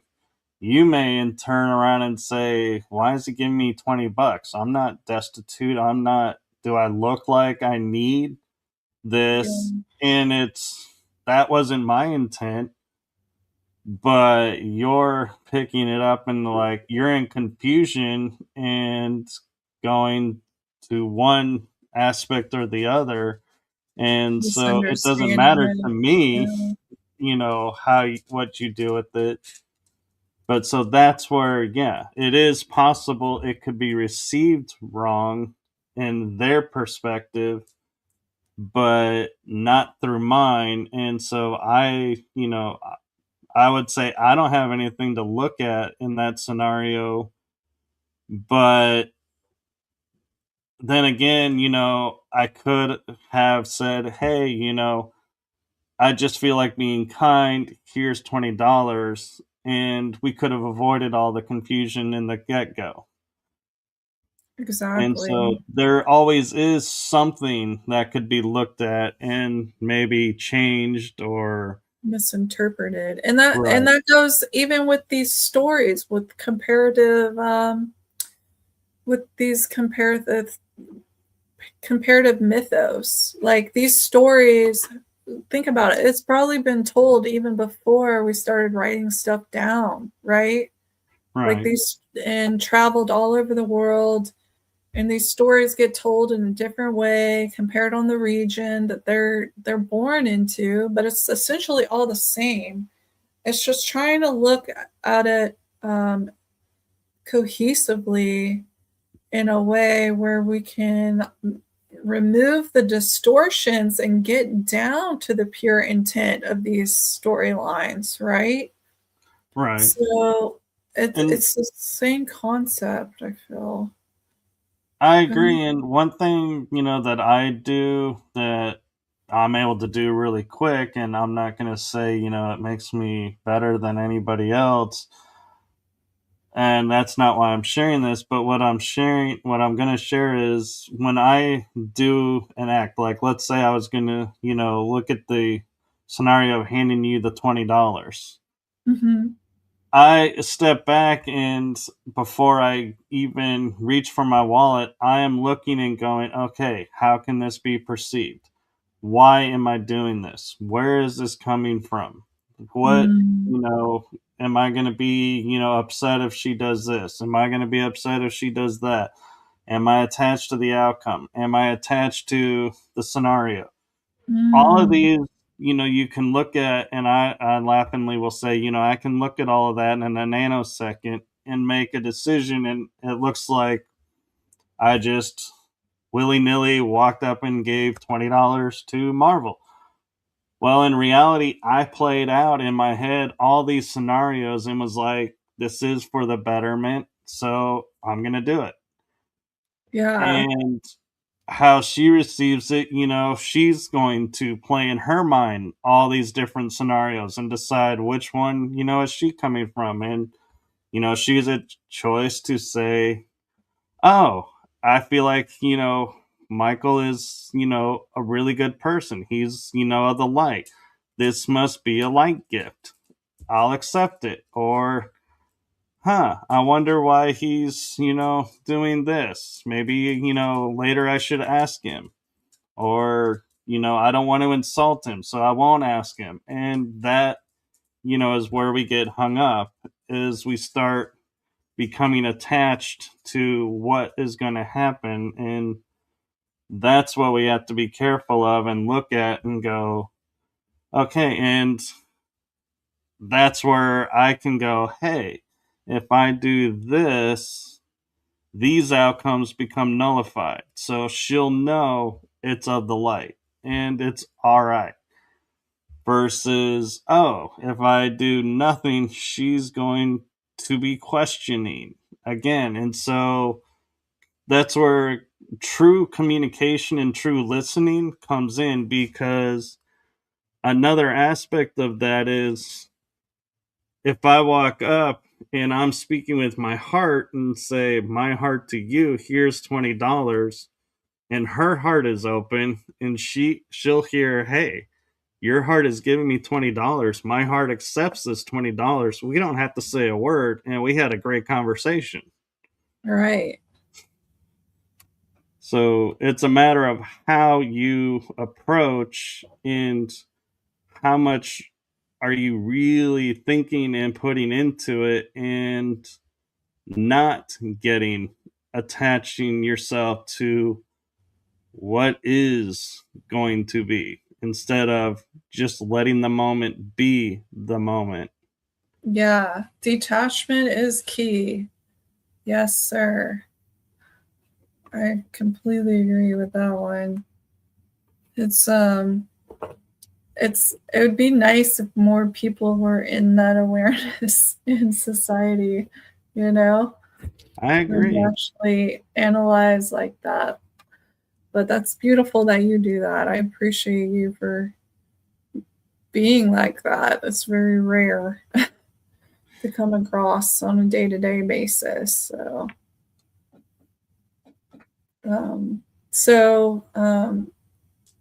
I'm going to move into more of the Mesoamerica understanding of this energy. I was going to say, that looks Aztec. Yeah. So this is Chimalma, and she is the mother of Quetzalcoatl, or the rainbow serpent, as well as the god of death. So again, here's like a trinity where she's like birthing. Quetzalcoatl to me is essentially Jesus in the Mesoamerica tradition. Does that make sense? Yeah. And then Axotl is like the death god, or it could be looked at as like the devil, but Satan, or even like Shiva, because Shiva is considered a destroyer in the Trinity. But so essentially she influenced life cycles, guides souls through birth, life, and death. So here it's more of like the Pluto, like the transformation energies that are held in the 10th gate, or the Mother of Sorrows, Mother Mary, who holds the Christ light, which is this Quetzalcoatl, which is her son. And for those that aren't familiar with Pluto, it is in astrology like it's the Scorpion. It's Scorpio, right? So Scorpio is all about transformation. It's about the taboos, life, death, sex, But if you look at the tile here, you can see it almost takes on a scorpion type tail. Like, this is just looking at it from my perspective. Like, if you look behind her, this right here, just, it gives me scorpion energy, right? And I'll be honest, I'm Pisces and I saw a scorpion. Yeah. So it's and there's like these little creatures. Like, we could really I could probably dissect this more if I had more time, but essentially she is the mother of Jesus. This is Mary, essentially, in my perspective. So what's interesting is that she had a flower, and like I was saying, to heal things on a macro to micro level, we got to sometimes look at things, and that includes the kingdoms. What do I mean by the kingdoms? The elemental kingdoms, the plant kingdom, the mineral kingdom, the animal kingdom. It all kind of falls within the same influency. So another aspect of my career is I work with flower essences, and an essence of the flower is basically an energy of a flower that's been captured in water using sunlight. So there's like these sonic geometries of a flower, and every flower on the planet targets a different emotion, a different imbalance. If you're trying to bring about healing to something, there's typically a flower for it. So what was interesting is she was actually connected to the hibiscus. And it's like, okay, well, let's work with the flower kingdom, and we're going to take the flower essence of the hibiscus, and we're going to run it through the entire planet, to bring healing to the 10th gate. And what was fascinating is, like, after doing that, several weeks later, I got this confirmation, which says a rare blue hibiscus has appeared in Hawaii for the first time in 10 years. And those who don't know, the Hawaiian gate is a very, very powerful gate. And it just basically confirmed all the work that we had been doing to kind of re-anchor and move through the 10th gate and get everybody back connected to the full source spectrum and the Godhead was working on a planetary level, and even in the kingdom level there was that sign that was given. So I took that as a divine sign from source creator that like we were on the right pathway. And then moving on, so there's this Scorpio king in Hindu mythos, and this goes back. Can you see this? You probably can't see it. I see a hyperlink. Yeah, I'm not going to be able to open it. I'm wondering, can you hear this if I play it? We'll find out. Can you hear that? I don't hear anything right now. Okay, so essentially, there was a man who was stung by a scorpion, and Brahma was impressed by this, and there was like this devil-like energy that came in, and basically was challenging Vishnu, and was saying that he was the ultimate ruler when he was not, and Vishnu, to me, can be looked at as Jesus in this story. And then his mom was there, which was Mary, but you had this bad guy. I forget his name now, but I think it's Yama. I can't remember. He's the one that Narasima ends up destroying, right? Right.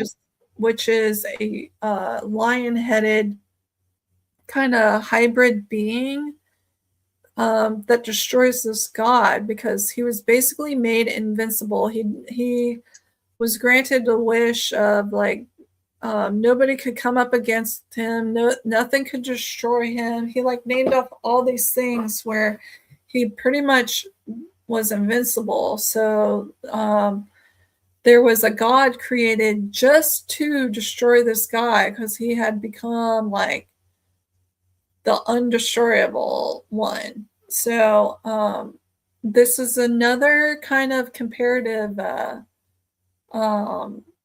mythos that kind of plays into what I'm talking on here, Right. and the different timelines and eons. Go ahead. Sorry. I was going to share, if people are familiar with Hollywood, Dwayne Johnson, The Rock, does have a movie where he's the Scorpion King, and the first part of the story is, he is stung by the scorpion and becomes the king of the scorpions. He survives, but they kind of did away with the other half of the story, I think, and dragged it out to, I don't know if they're ever going to get to it or what, but so if you were wanting to know, if that helps you reference what we're talking about, I was just going to throw that out there because some people may have seen that.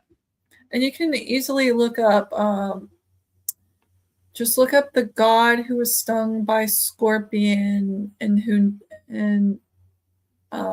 Hindu mythology, and it should bring it up, the storyline in full, if you want to research it for yourself. I had a video, but it's not going to play on here. I do apologize about that. I'll be better prepared next time with it. You're totally fine.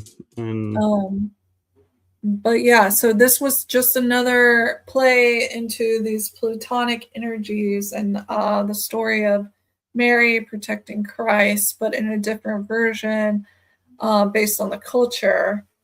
This is what I mean by I'm trying to create these luminous pathways on a universal level throughout different cultures for people using these comparative things. Now, this one right here is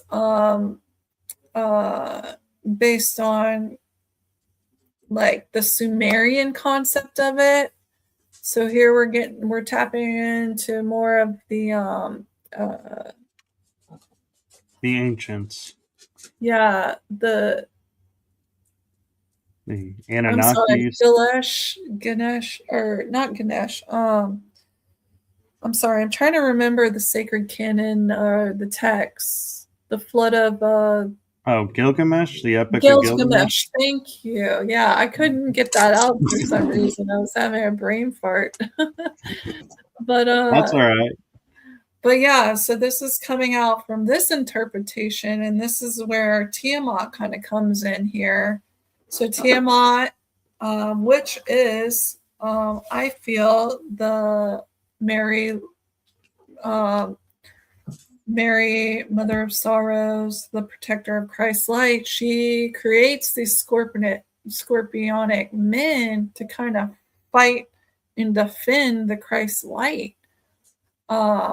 But this, again, there's some distortions here in the interpretation because, yeah, they do. Yeah, scorpionic energy can be seen as chaos, but most importantly, some people's chaos is actually transformation, like Mother Nature. Like, people would label Mother Nature as chaos, like if she had a storm or whatever come through, but sometimes that energy is needed to kind of clear out and cleanse a place and actually birth anew.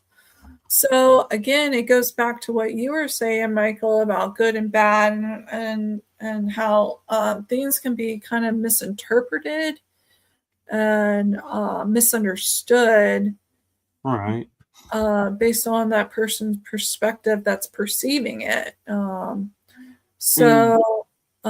Again, this character, they call it the scorpions are basically chaos, right? But it's actually transformation, I think, is a better word for it, because that's what these kind of the plutonic the Pluto energies are all about. Like, if you are into astrology, and it's about the taboos too, which is transformational energy. It's about birth, it's about sex, and it's about death, and that all three of those are considered taboo too. So this kind of like plays into that energy, right? And just basically reclaiming Tiamat on the guardian level, and kind of helping people understand her throughout different interpretations as she is trying to protect the Christ light.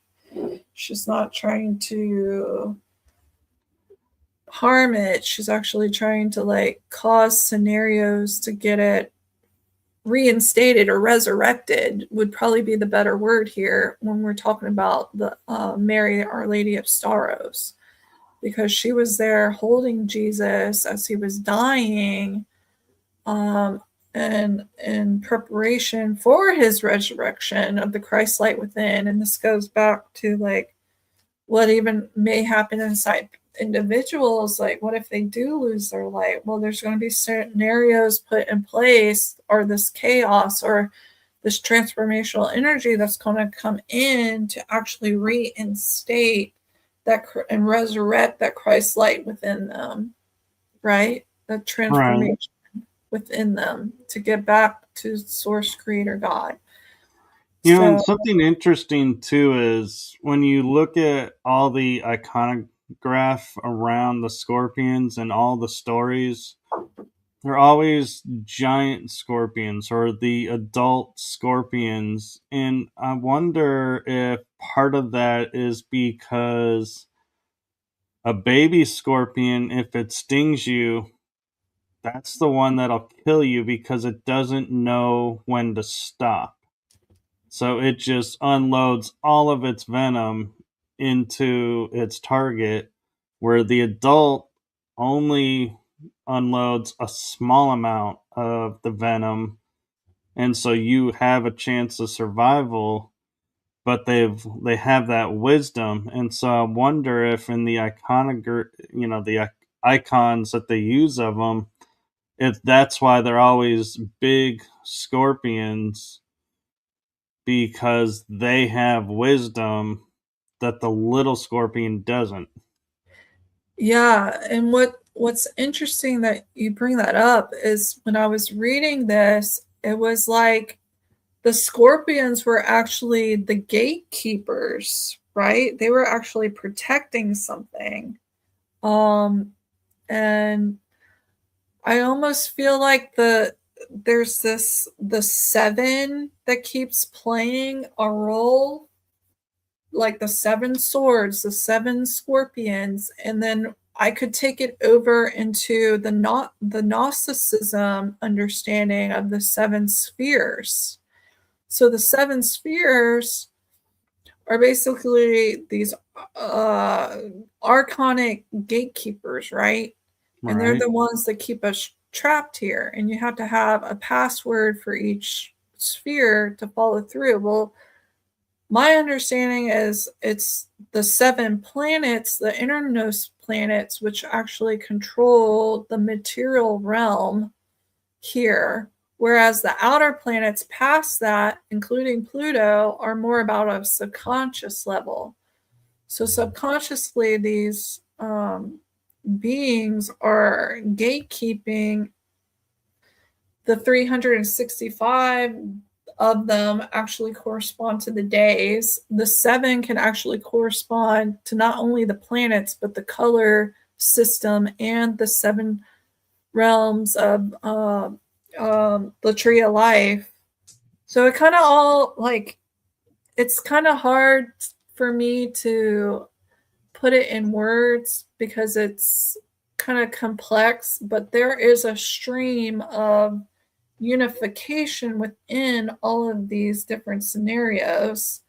And And here's something for you too, along those lines is we, seen Sumer, seen, the Egyptians, seen everybody has similar stories. We think they borrowed from each other.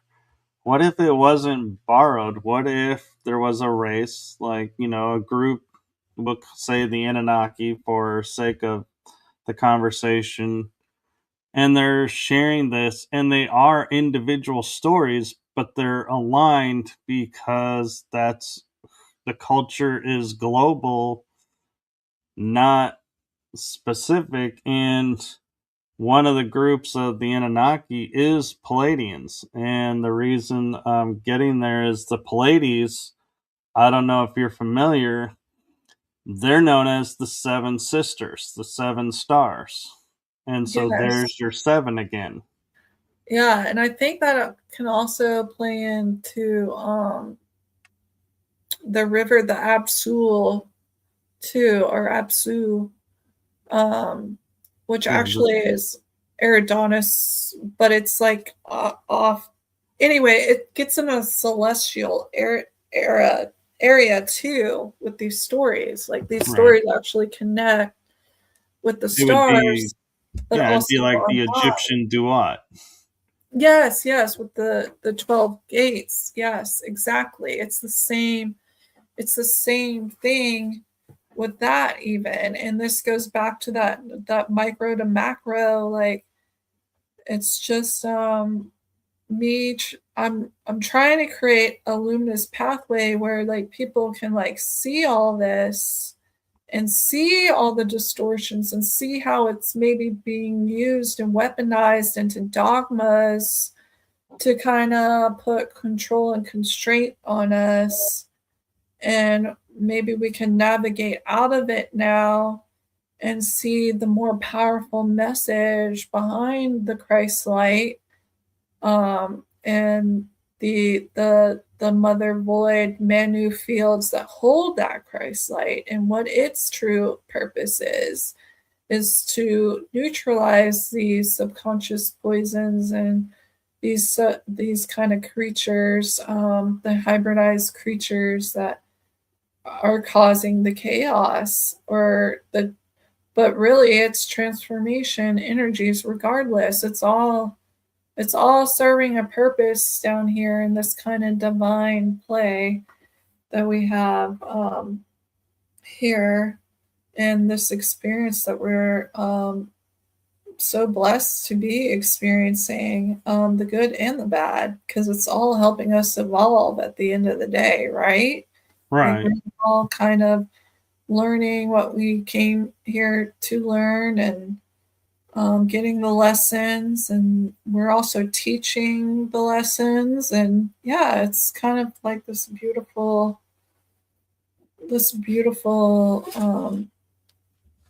journey, that we're lucky God let us be able to have here.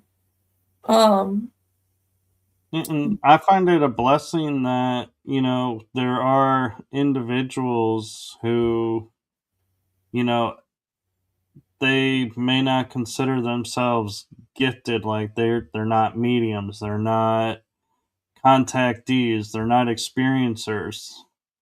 They're researchers, but researchers have a gift of putting information together and seeing information in a way others don't, and that is a gift in itself. And so I don't view them as not gifted, I view them as equally gifted. yes, yeah, if somebody's devout in their studies enough and they're able to bring forward something that actually, just think about all the pivotal people who have brought information forward that completely changed the planet and changed the way we look at things and do things. Like, if it wasn't for those researchers that were able to like put it in a conceptual and context in a way where everybody could understand, then like eh, we would still probably be in the Stone Age. Right. It's just really beautiful to see, um, different people able to bring information forward, and the people that actually can gather that information see the bigger tapestry and put it in a way where everyone can understand it. I really appreciate anybody that can do that, like, in so many fields. Like, we need more researchers like that, um, in the Right. And world. you know I view you as one of those. I appreciate you putting all this information together because you're connecting dots I had never thought to connect, and changing my awareness of some things just by doing this. Oh, thanks, Michael. I appreciate that. And yeah, just this is like one of my passions. I'm always kind of trying to help the planet and people, anyway, and anyway, anyhow I can. I've always been this way, and these kind of Pluto energies are kind of like my specialty with my death doula and birth doula and sex alchemy. It kind of all plays its part, and it's helped me on my journey too, of evolution. Just doing all this and seeing it for what it is very profound, and it's like, oh wow, it just puts me that much closer to God, and just how beautiful, like, all this has been, like, over eons. Even though, yeah, there might be some dark wrapped into it, it's just beautiful unfolding and flowering of consciousness, that I get to experience, but also get to help other people experience, illuminating these pathways, you know? I And agree.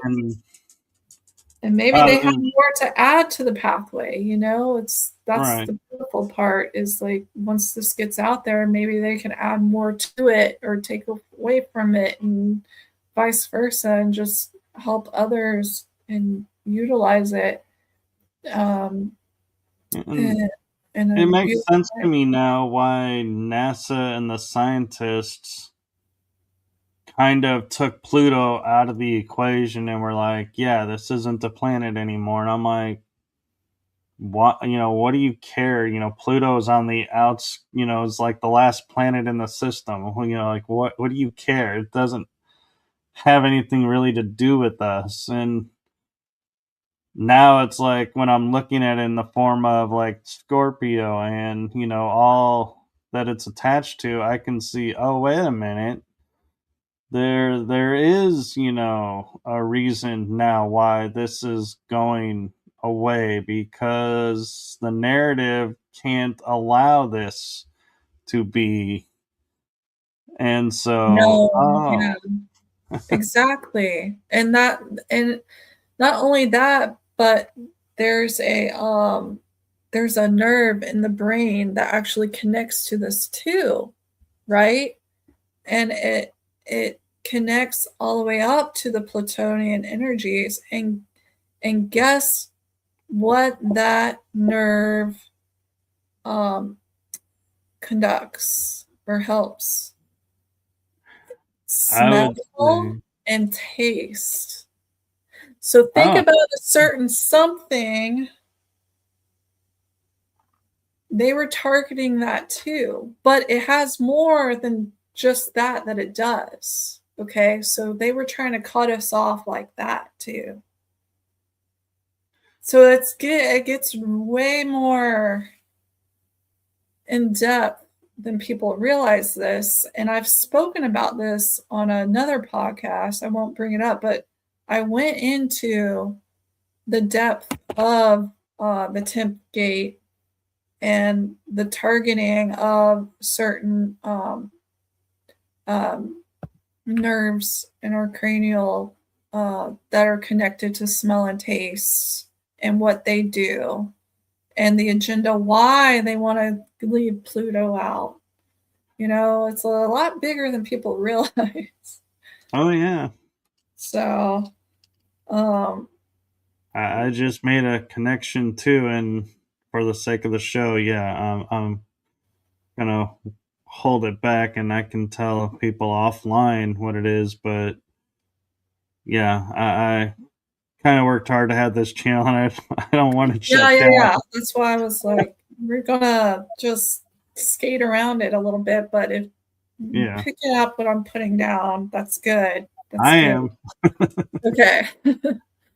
So back to this presentation. So we go into so we just got through with the body, as well as the kind of uh, mythos, the comparative mythos of it, right? Well, now we're getting more into like the planetary and the celestial understanding.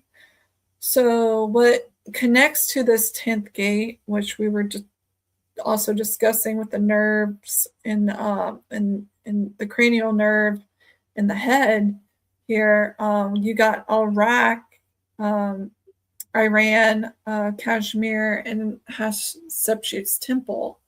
And we all know that there's a big, I don't know what to talk about, if we're allowed to talk about this, Michael, the war that's going on.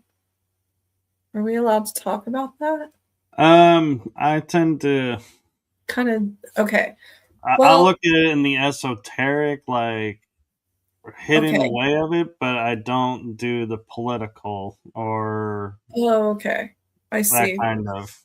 Well, esoterically, um, this would be kind of the positions that kind of help those axonal, meridian, naughty chi lines that I was talking about earlier in the 10th DNA strand. and essentially also the 10th cranial nerve, which controls smell and taste. Okay.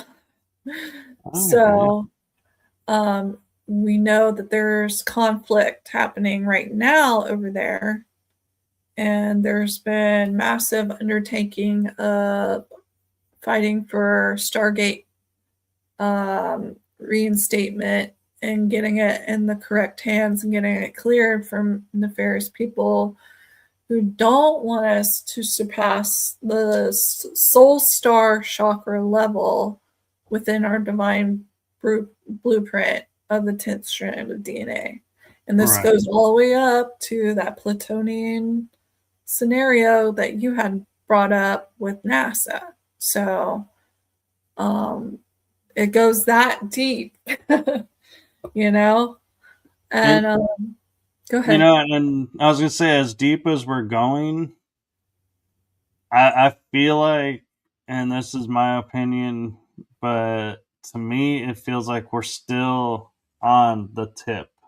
Yeah, We haven't even gotten off the tip yet, and we are so deep. It's like this is how huge of a scale of what we've been denied is. exactly. Exactly. It's so true. And then so when I start working on a planetary scale, like I said prior, if any like flowers, minerals, or animals come in that I'm guided to work with, I will start working with it. So these are actually mostly connected to sapphire crystals, which was pretty blue color crystal. I don't know if you've seen it, but there's also variations. There's also pink and other colors too. But I brought in the sapphire crystals and I started working those on a planetary scale that work along with these planetary points here.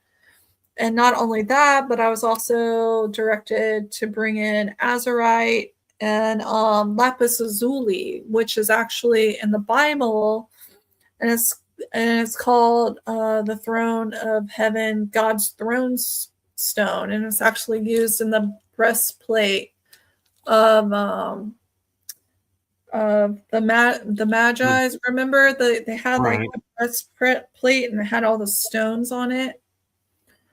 So that was one of the stones, but there's there's biblical texts that actually connect to lapis lazuli, and please feel free to research that yourself because it's fascinating. Yeah, and I actually have an interesting question for you around the sapphire, like the sapphire, emeralds, crystal, actual crystals and everything. Their scientists are now growing them in labs and Mm. making them look just like the real thing. And my question to you is, if you go to a store, like a crystal store, because I'm sure they know they're buying lab versus real, but they don't disclose it. Does it carry the same energy and the same purpose, or because it's created artificially, you're not getting any benefit actually from it because it's not the natural? Well, it's all in perspective. So the emerald, the sapphire, and the ruby have the same like if you look at the structure of the molecules, it grows in the same kind of shape.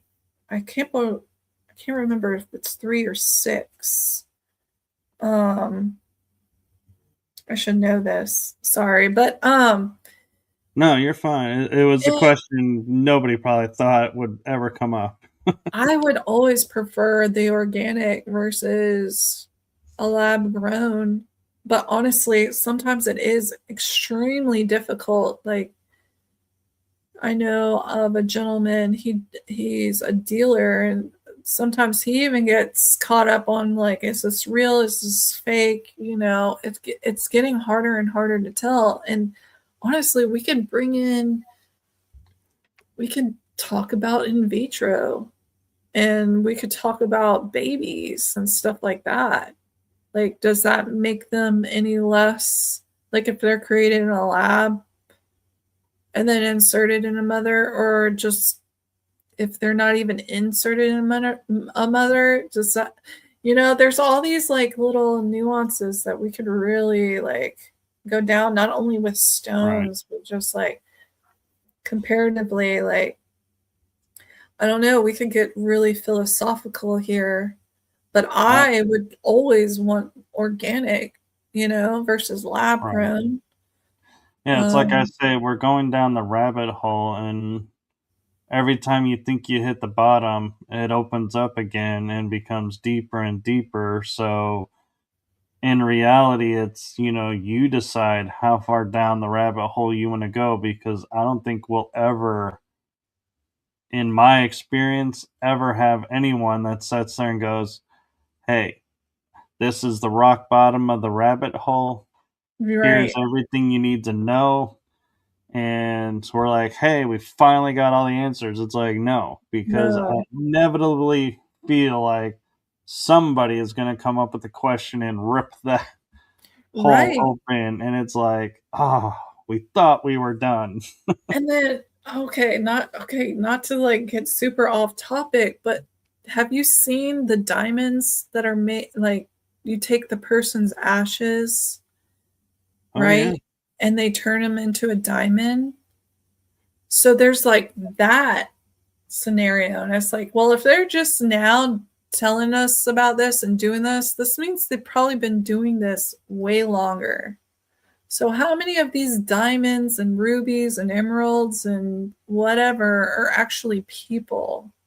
Like that kind of like blew my mind when I was kind of going down that rabbit hole, you know, just Yeah. something y'all Well, could kind of branch off of this conversation, but it's something to think about, you know? well, and I'll just segment for a second and say, being a paranormal investigator, there are objects that are known as trigger objects, and a lot of them are jewelry, can be a trigger object. Mm, And you're right. It could be because we think they imprinted on the stone or on the ring or necklace, but it could be their ash is in the ring or necklace. We never think about that because we feel it's so new.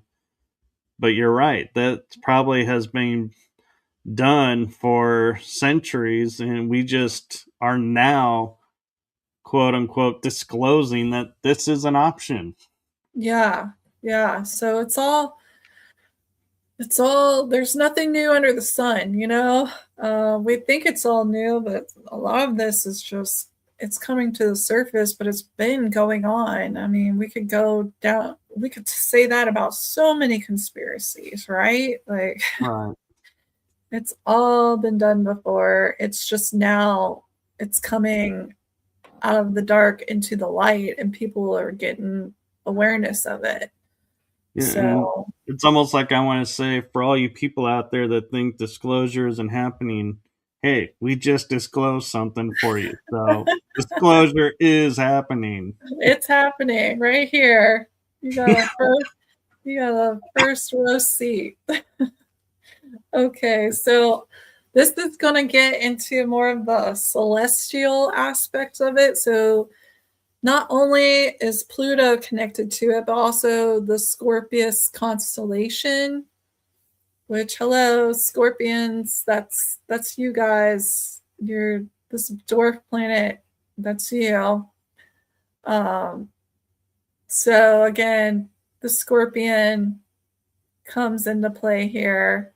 Also, Vega, which is in one of the Lyran contexts. So Vega is even higher than Pluto. So on the smallest planetary scale, it's this. and then it moves up to the constellation, then the planet, and then to the celestial planet Vega.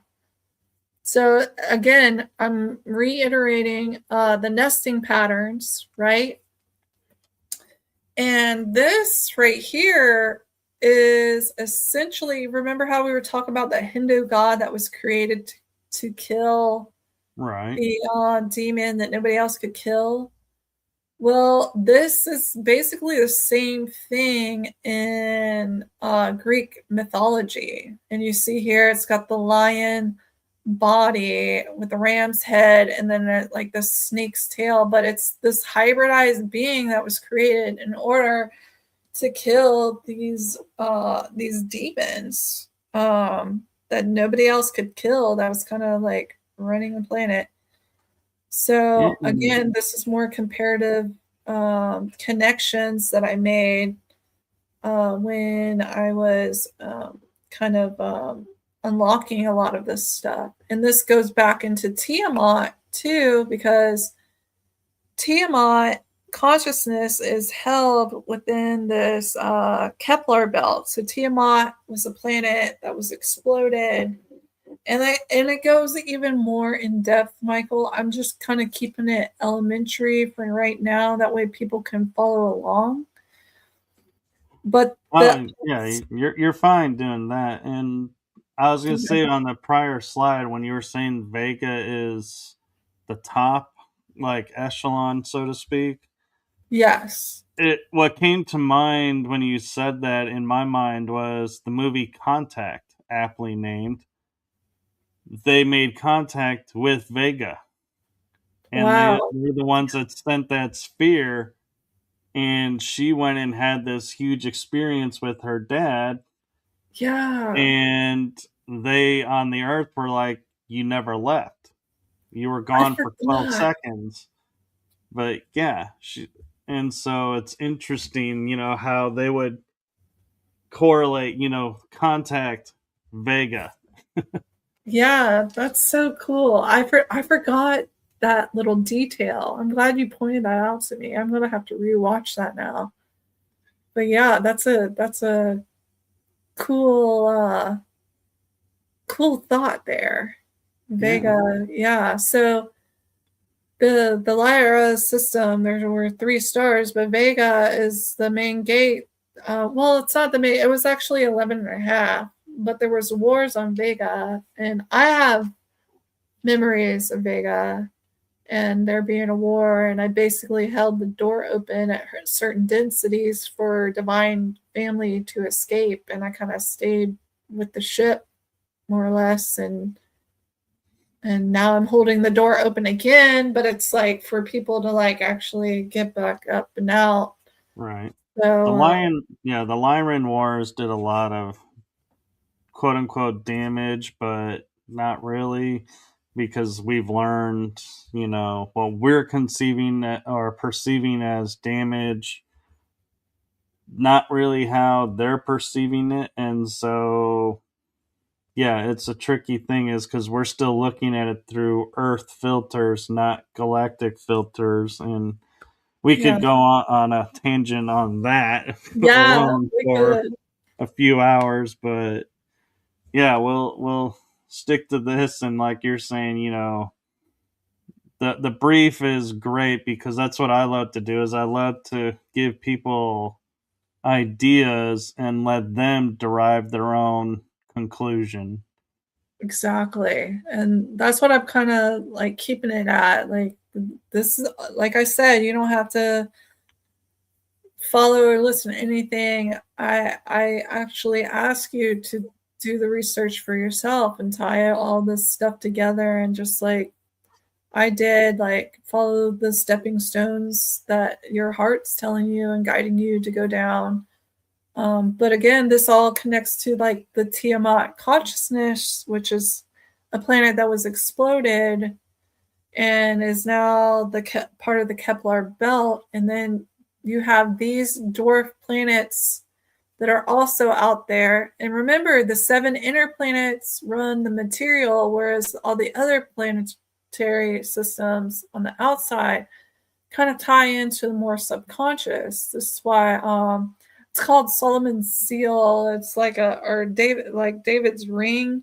There's a seal and it's got the 7 planets, and supposedly it's the Star of David with 7 planets around it, but he was supposed to be able to control everything with this ring, right? This magical ring. Well, it's actually like the 7 archons or 7 planets on the inside, which they influence the material realm. Like there's spirals inside of spirals here of energy, and we get hit and influenced by these energies as we're also spiraling and spinning through the galaxy. So the astrology aspect is actually playing into our field as we're moving along, and people are just so disconnected from the macro and the micro sometimes because it's out of sight, out of mind. We don't think like this. So this is playing into the nesting things. And we also have the moon. The moon is basically considered part of that consciousness of Tiamat. But I'm just trying to help people understand. So the Kepler belt's out here right next to like the Plutonian energies, like it's in with that. And what's cool about this one right here is it's egg shaped, which I found interesting because I'm sure there's more, but I found it interesting that it was like an oblong versus like a more spherical, like the moon and whatnot, and the planet Earth. I agree. It is really interesting, because we're always told, oh, planets are spheres, and they are sphere, and there's a reason they're sphere, and because of the music of the spheres, the harmonic frequency and everything. But we define sphere as being round, and we may be wrong about that, and a sphere is round or more oval, in which case everything is still right, but we are basing our perception on something we've been told it is. And that goes back to the senses and stuff like that. Like we get stuck in like the materialism of things, and our understanding of things, and we need to try to move out of that more into like an esoteric, understanding. What I find interesting too is like Haumea. To me, when I first looked at it, it looks like an inverted UFO. Like we've been told, like it's the disc with the dome in the middle of it kind of image. And I'm like, is that a planet or a ship? Some people would argue that too, because some of these I call it satellites, but it's more of like a dwarf planet, just like Pluto. But they could very well be. There could be life on it. There could be just consciousness, like highly evolved interdimensionals. And it could be a craft that ran out of fuel and got stuck in orbit, and now we're like, hey, we got a planet. Just cruising the outer rim here, it could be like, and that's what I think is so exciting about astrophysics and astrology, and is just there's so much that is still unknown. Even on our planet, there's still so much that's unknown, but it's exciting to think about all that's hidden our way. New discoveries every day. It makes me excited. Exactly. So going back to some comparative stuff. So these are kind of some of the guides I work with when I'm unlocking things, and they are actually connected to this consciousness. So you have the blue Tara, both in the Buddhist tradition, and this is more Asian tradition right here, the Blue Tara. And this is the Hindu tradition. This is Nila Saraswati, is a form of Saraswati that I work with. But they're kind of like, just like I was comparing the Lady of Sorrows earlier with all these other mythos, like these are all kind of the same, just in different regions. Comparatively, they're very, very similar. Each one is very powerful in its own right. But if you research it, just look up the Blue Tara. There's the Buddhist one, and then there's this one, and then it's Neela, Neela, for the Hindu tradition. But it's kind of the same energy stream. I guess that's what I could call it. And then also one more archetype would be Saint Christopher. So Saint Christopher is Anubis. He's the dog-headed. He is the dog-headed god of the underworld. Yeah. The guide for the underworld. So the underworld is actually the overworld in my perspective. Okay? Up is down, left is right. Like, things are so backwards here. So the underworld is actually overworld. And Anubis, to me, who is the guardian of Shulat, that is the 12 tree of life for me. That is the divine blueprint. He is the carrier of the Christ light. He is the void energy.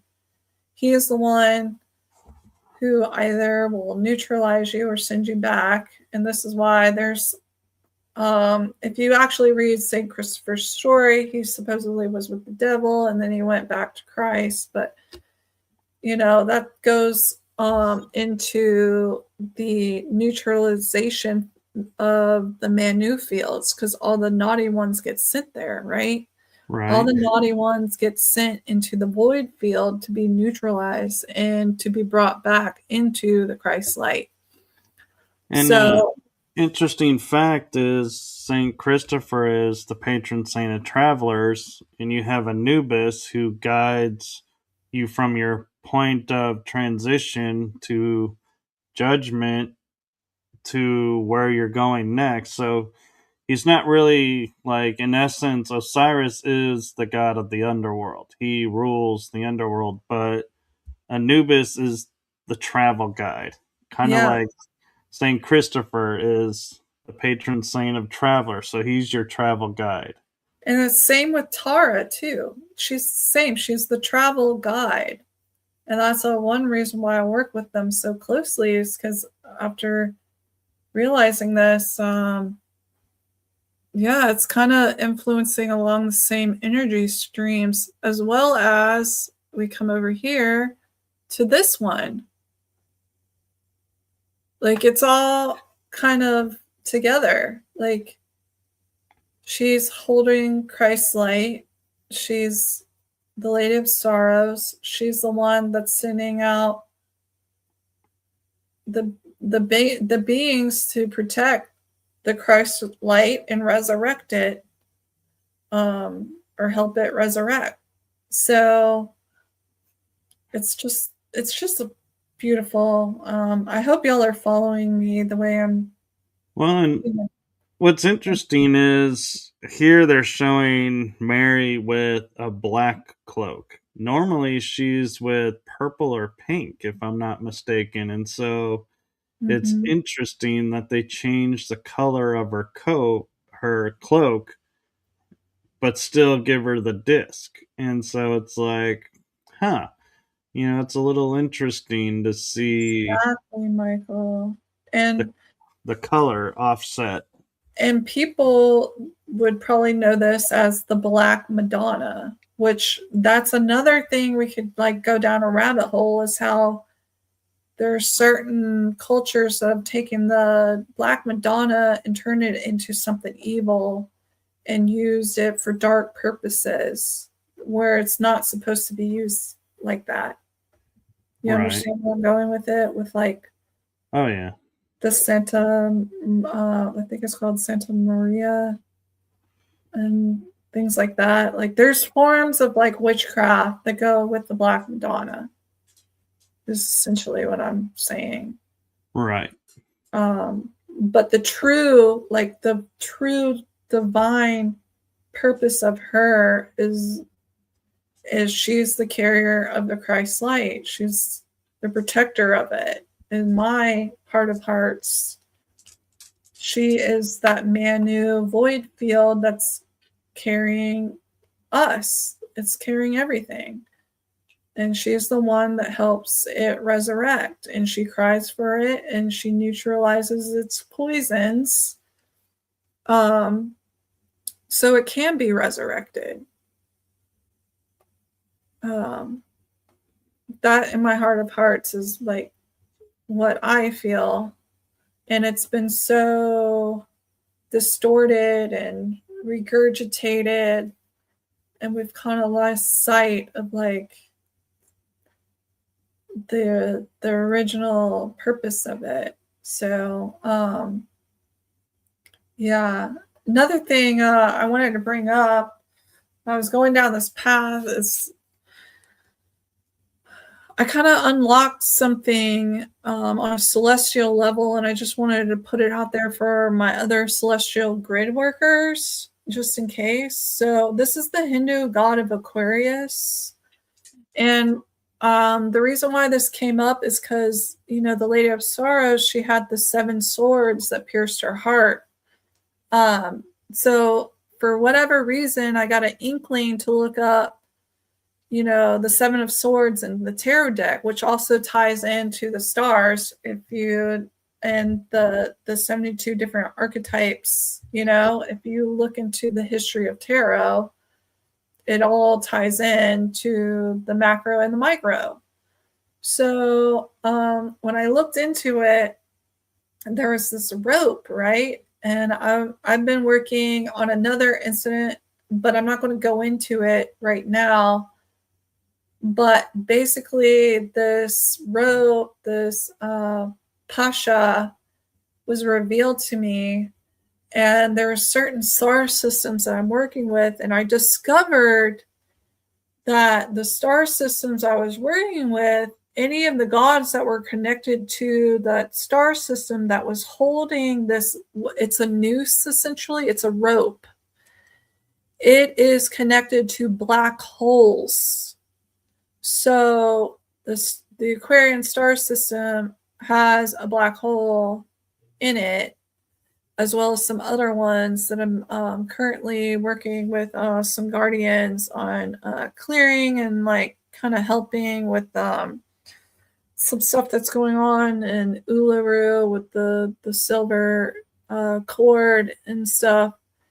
So I unlock the symbology of the noose here. And I came about this because there was other enchantments. Like, I don't know if you know this, but in witchcraft they use like a magic circle. Well, the ropes in Catholicism that they tie around their waist is a magic circle. So I was like undoing like the protection of them basically, and kind of some of the Catholic what should I say here? Dogma. Domination. Yeah, dogma. Thank you.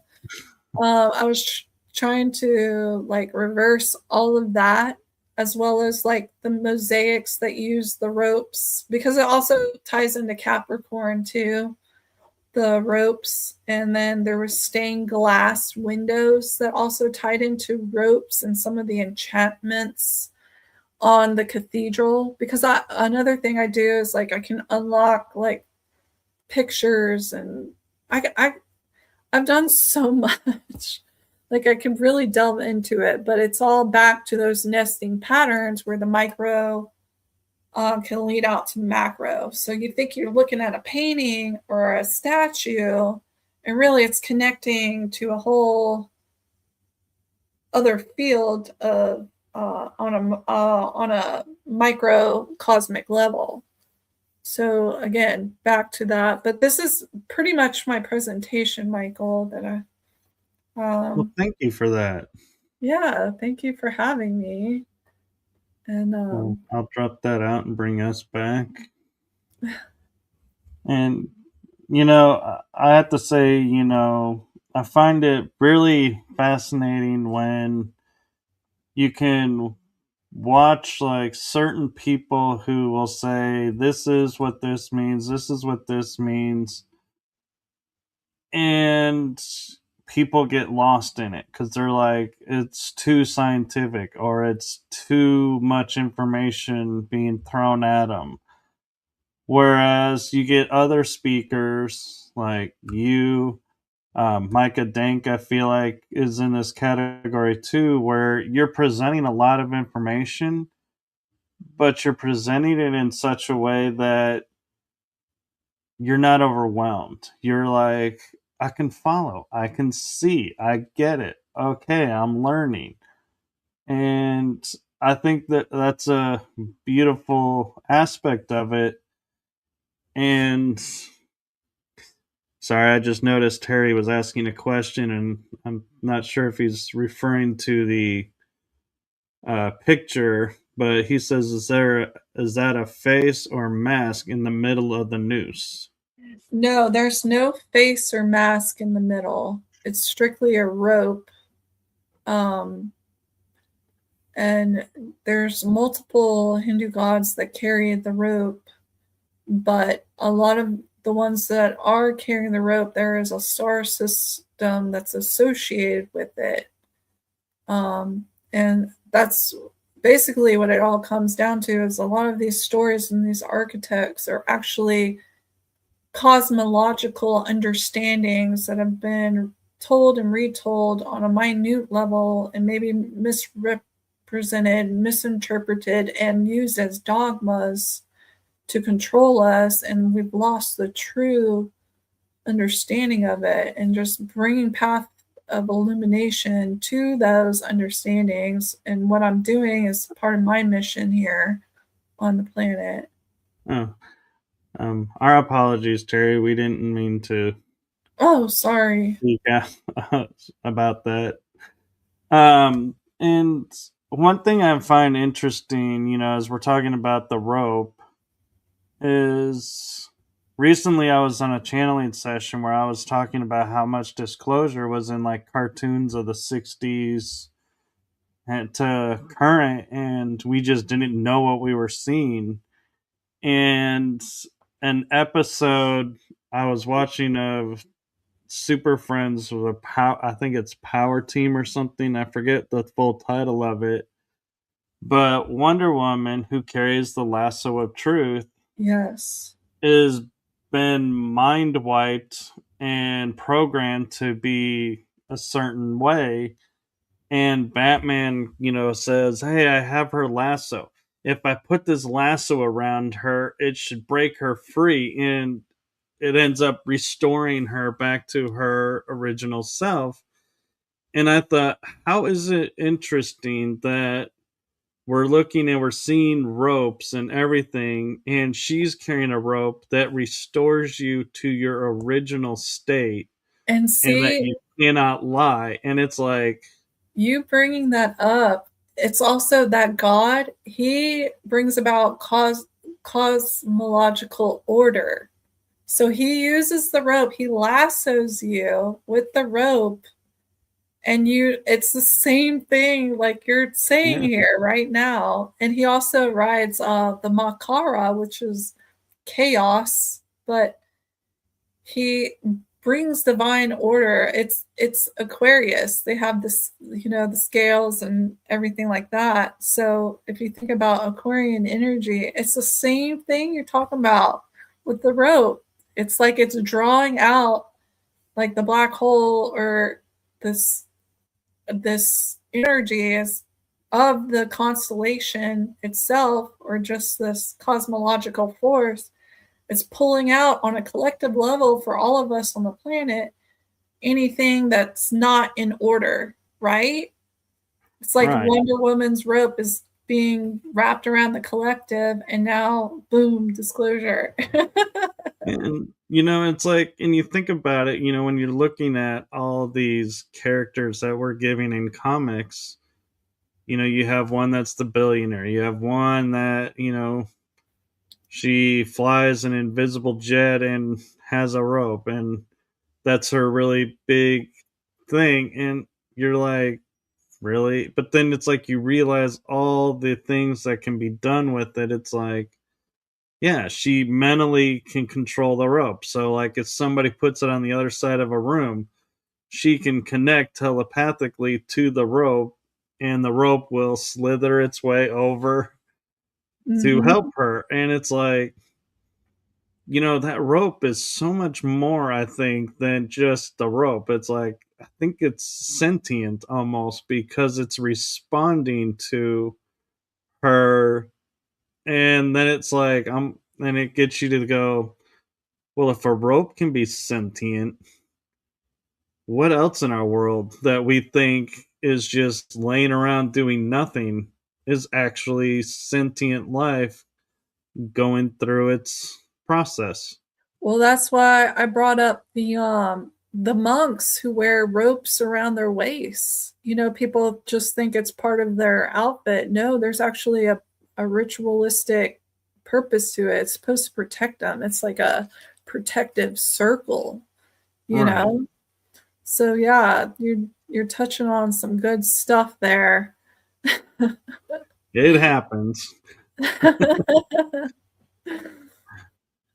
No, but Well, so thank you for coming on, and I'm so grateful we were able to do this at a time where we had time to fully unfold this and didn't have to rush through it. And also, I'm also grateful that I'm in a place in my life right now to where I can do mornings if necessary, or afternoons, evenings, to share this information out and be more open in the schedule, because I feel like if I had said to you, "Oh, I have to do it in the evening," may not have been so, open and free flowing. It would have been more constricted because we're like, "Oh, I got other things to do and I got this and that." Where in the morning it's like, "Hey, I got the rest of the day." So it's yeah, perfect.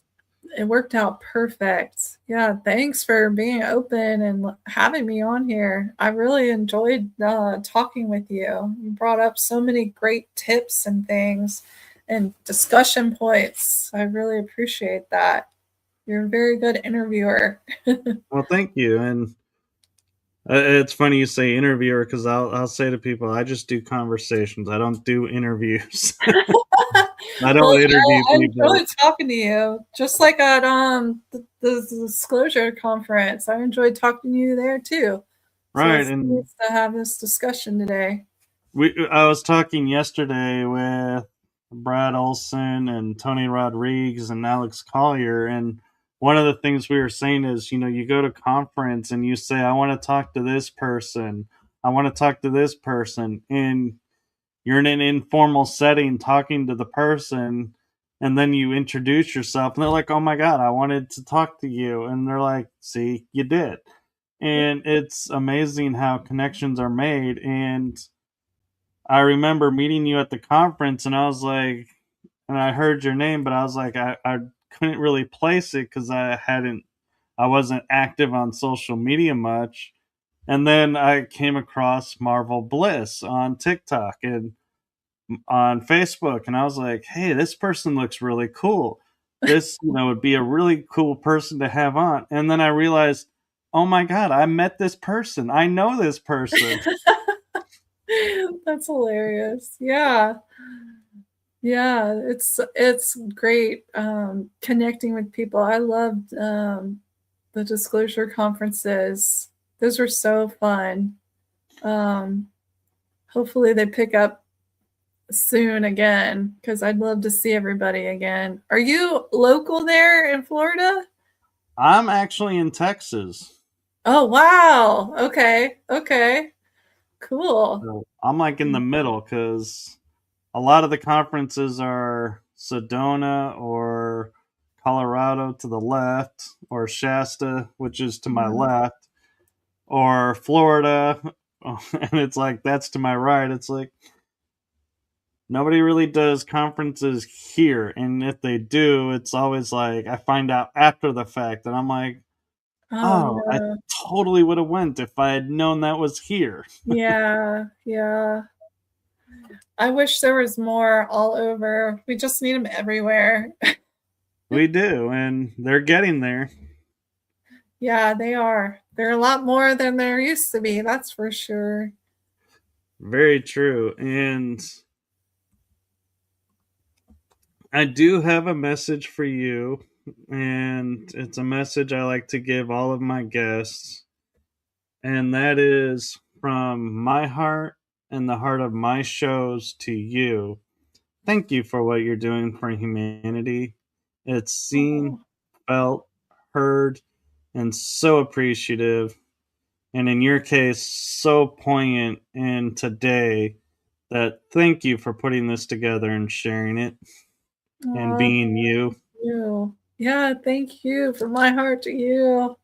I sincerely thank you for having me on today and giving me the space to do this. And I appreciate what you do too, and what you bring to the table during this was just as poignant as mine. So we had a good flow here. So Yes, and it's great. do follow along on, Marvel Bliss on TikTok, and she's on Facebook. You can follow me on my shows on YouTube and Rumble, and you never know, Marvel Bliss may be making another appearance, if I'm going to cross my fingers, if divine timing works, we'll have her back on and we'll continue this, because I feel like there's more to what she has to share with us than what we were able to cover in this almost 3 hours. And it's like amazing when you get situations and guests like that, that it's like, yes, they can be repeat guests, but the information, I try my best to always be different when I have them on and not repeating the same story over and over. Exactly. That would be lovely. I look forward to that. If we do plan it in divine timing and everything works out, we'll do it. Yes, and thank you to everyone in the chat room and everyone who's watching. And with that, I'm going to say, normally I would say good night because most of my shows are at night. I'm going to say instead, have a blessed afternoon and rest of your day. And thank you again, Marvel, for trusting me to come on the show and sharing what you had to share. Thank you for having me. It was an honor to be here. Appreciate it. And I hope everyone has a great day. All right. Bye-bye, everyone. Bye.